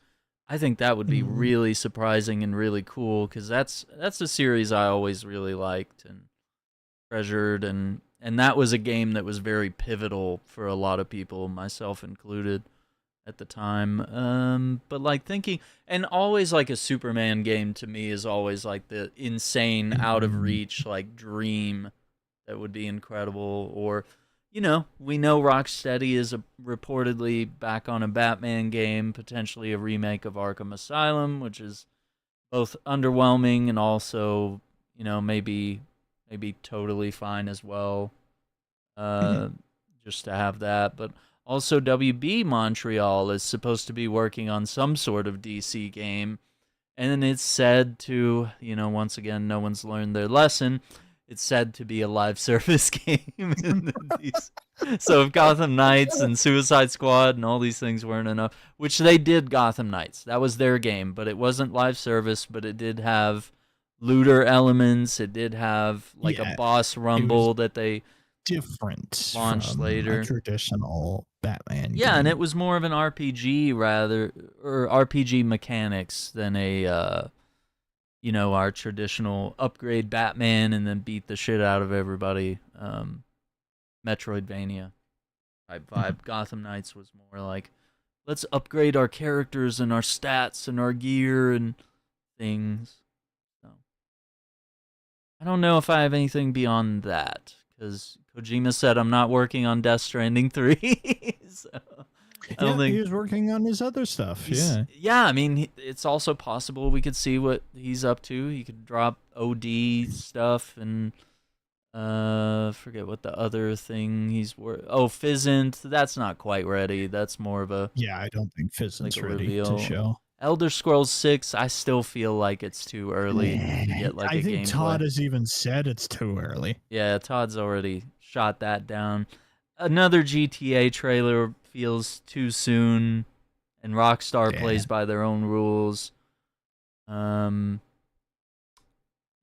don't know if Nintendo would drop anything, but like I want another Luigi game, and I know Zelda's probably going to be on the cooker for a bit after Tears of the Kingdom, and obviously they have this like B Zelda series where they're like remaking older games and just kind of. And they have the movie too. Yeah, the movie.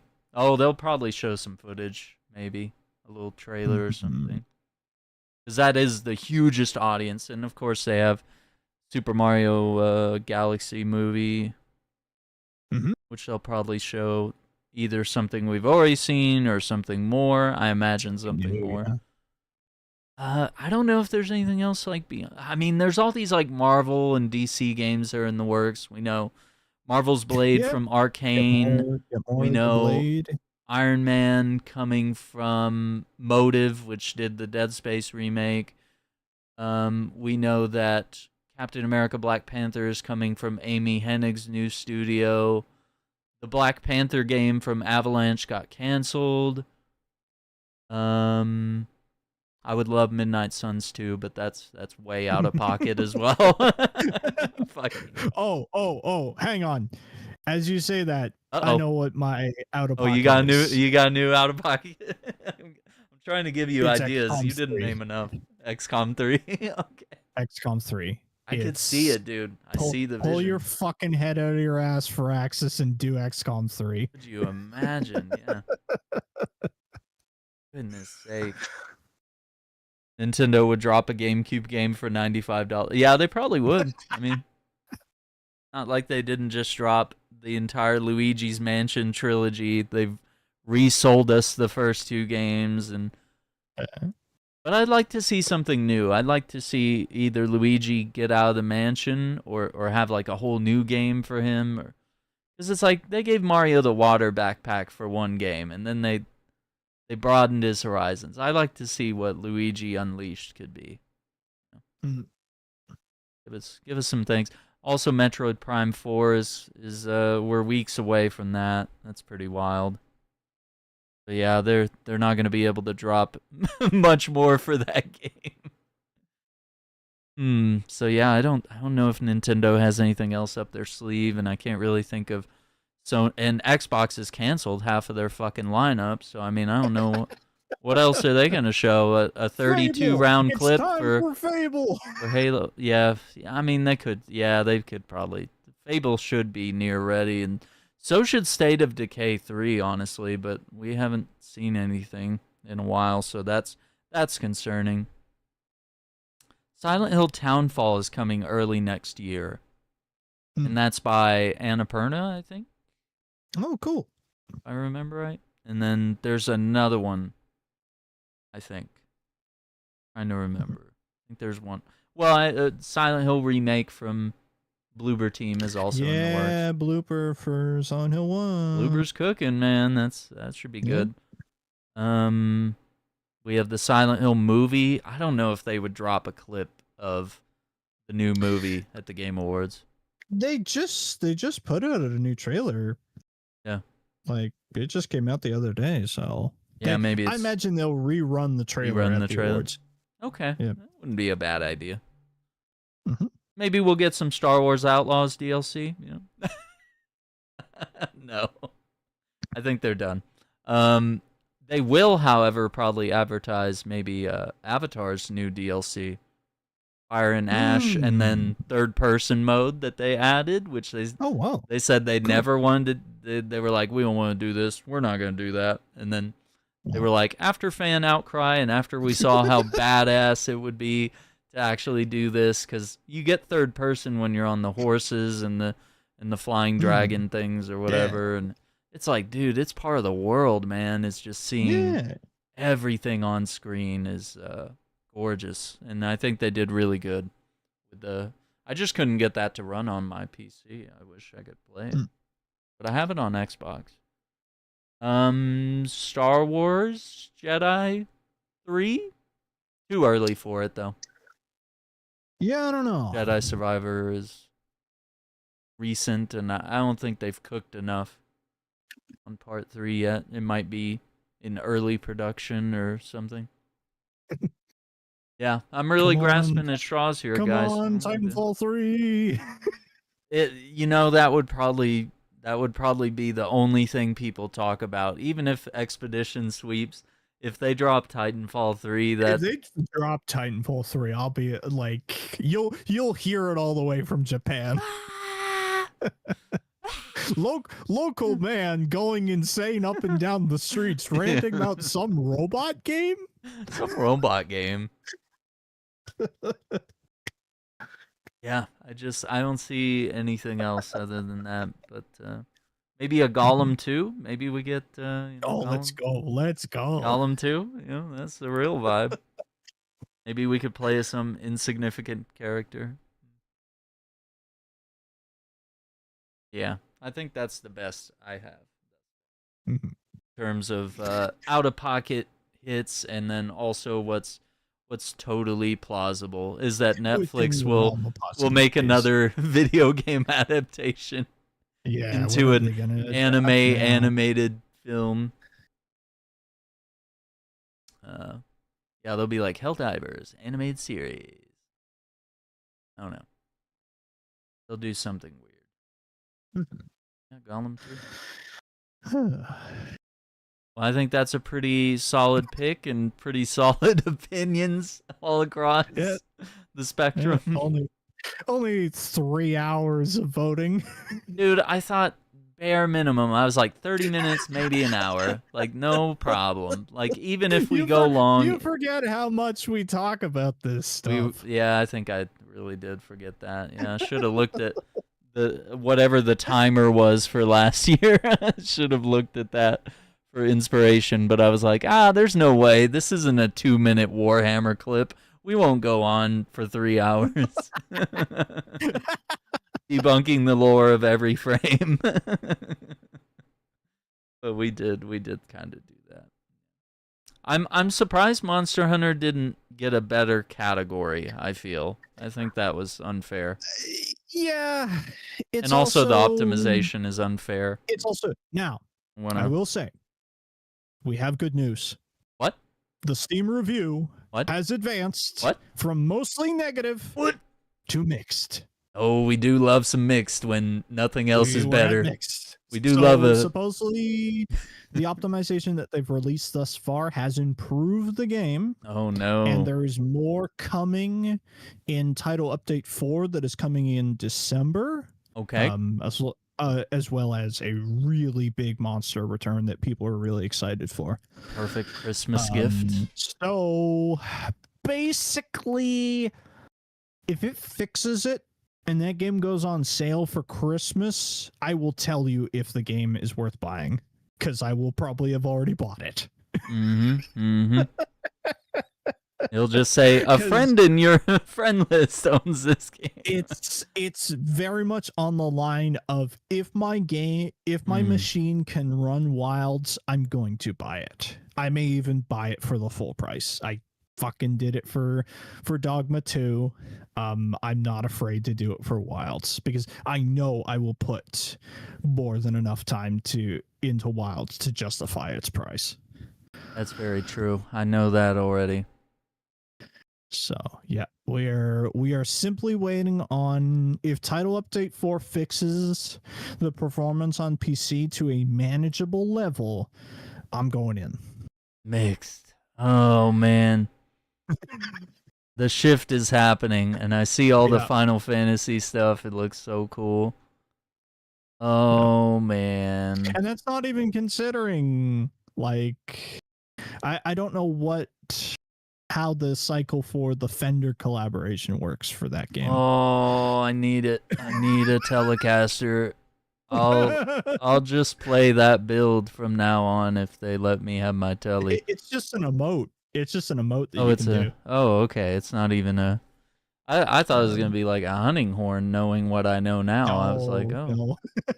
Could you imagine? It's just an emote that your hunter can do. That would, oh my god. I can swing a guitar around like that, and it's like Fender. And that just like opens the portal for, like, okay, what other ones could you do?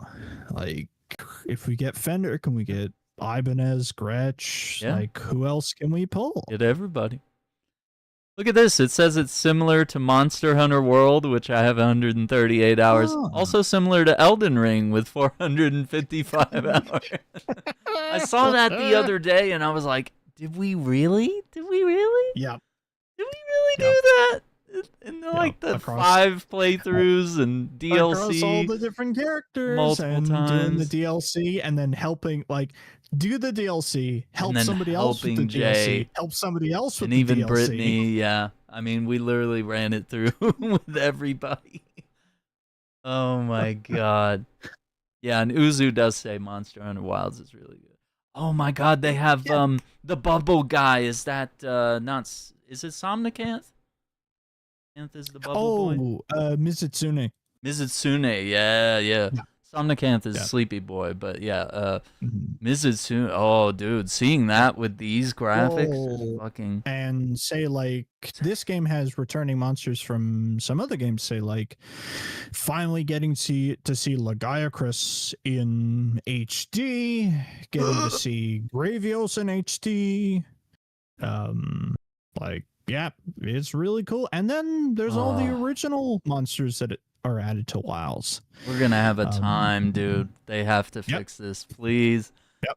I thought it was hopeless. I was starting to lose hope, dude. I was like, it's been so long. Monster Hunter is too big for them not to ignore. Okay. Like, it's not a Dragon's Dogma. Too much money.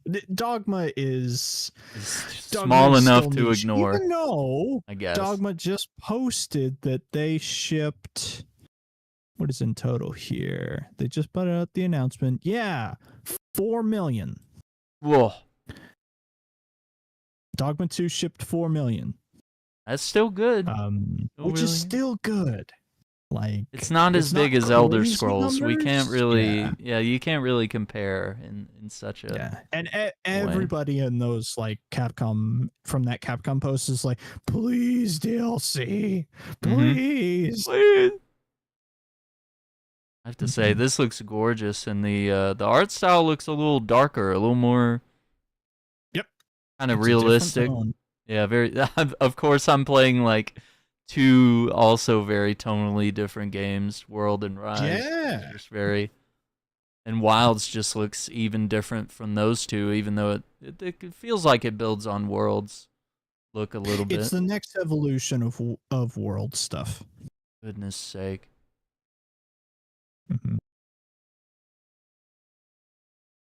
No, it's really cool. So hopefully I'm gonna keep my ear to the ground, and I'll keep you informed of what's going on. Okay. Beautiful. And without further ado, we do need to get in our Monster Hunter, don't we? It's time to hunt. Yeah. So I'm gonna warm up some food. You get your game booted up and all set up. Make sure none of your settings got retoggled Oh my again. god. Yeah, I'll lose my mind if anything gets messed up. We just got it running, right? Mm-hmm. Yeah, I agree, Uzu. PC specs, we've got the NVIDIA 3080 Ti, the Intel i7 8700K, which it's usually my CPU that's like always like 100%. A game will be loading and it'll jump up to 100%, or just for no reason it'll be 100% sometimes. And I need a new motherboard if I'm gonna upgrade that. So it's like I might be able to handle some things, but there's also people playing Wilds that have like a 4000 series card and they're getting like stomped and kicked in the teeth, and I'm like, dude, after spending like that kind of money and you're still having issues. So I would love to make some upgrades and some changes. And also, it probably doesn't help that I'm like streaming on top of every whatever game it is I may be playing. But yeah, it's kind of weird that World really trashes my PC, even though it's like I can play Destiny 2, near max specs. And that's a game from the same time period. Actually, Destiny 2, 2017 on console. I think a few years later it came out on PC. But I mean, even so, it's like those are like same era. Very but yeah, there's some games that my PC, whether it's old or new, runs incredible, and then there's some games that are just old enough that run like shit as well. World is very demanding, yeah. It's surprising. It's surprising because it's both gorgeous, but it's also humble. Okay. Let me just make sure. I wanted to make sure I put Shinobi on my wish list. We were talking about it earlier, and I want to do that before I forget. It is on sale, by the way. $18. That ain't bad. Digital deluxe upgrade, but it's got mixed reviews. I wonder why. Yeah, I don't know. All right, we're gonna do a quick break as we make this transition. But all you have to do is just hang tight, right where you are. All the notifications are out on the stream. I hope you guys enjoyed our Game Awards. Of course, if you arrived late or if you're watching this in post, you can always go back to the very beginning and watch our full coverage and all of our discussions back and forth. And you'll just have to wait and see us in December for the Game Awards. We'll do some live coverage then, and probably a pretty deep dive discussion at the end of things to break things down even further. So let me make sure. This should transition us over to Monster Hunter automatically. Yes. So we'll catch you there in just a few minutes. Uzu, if you'd like to join us, man, just let me know. I know you're in the Discord as well, so we can get you in voice chat if you'd like to be, or if you just want to game with us, it's cool. But yeah, we're just kind of slowly discovering all the monsters and going from there. So we'll catch you in a few minutes. Take care.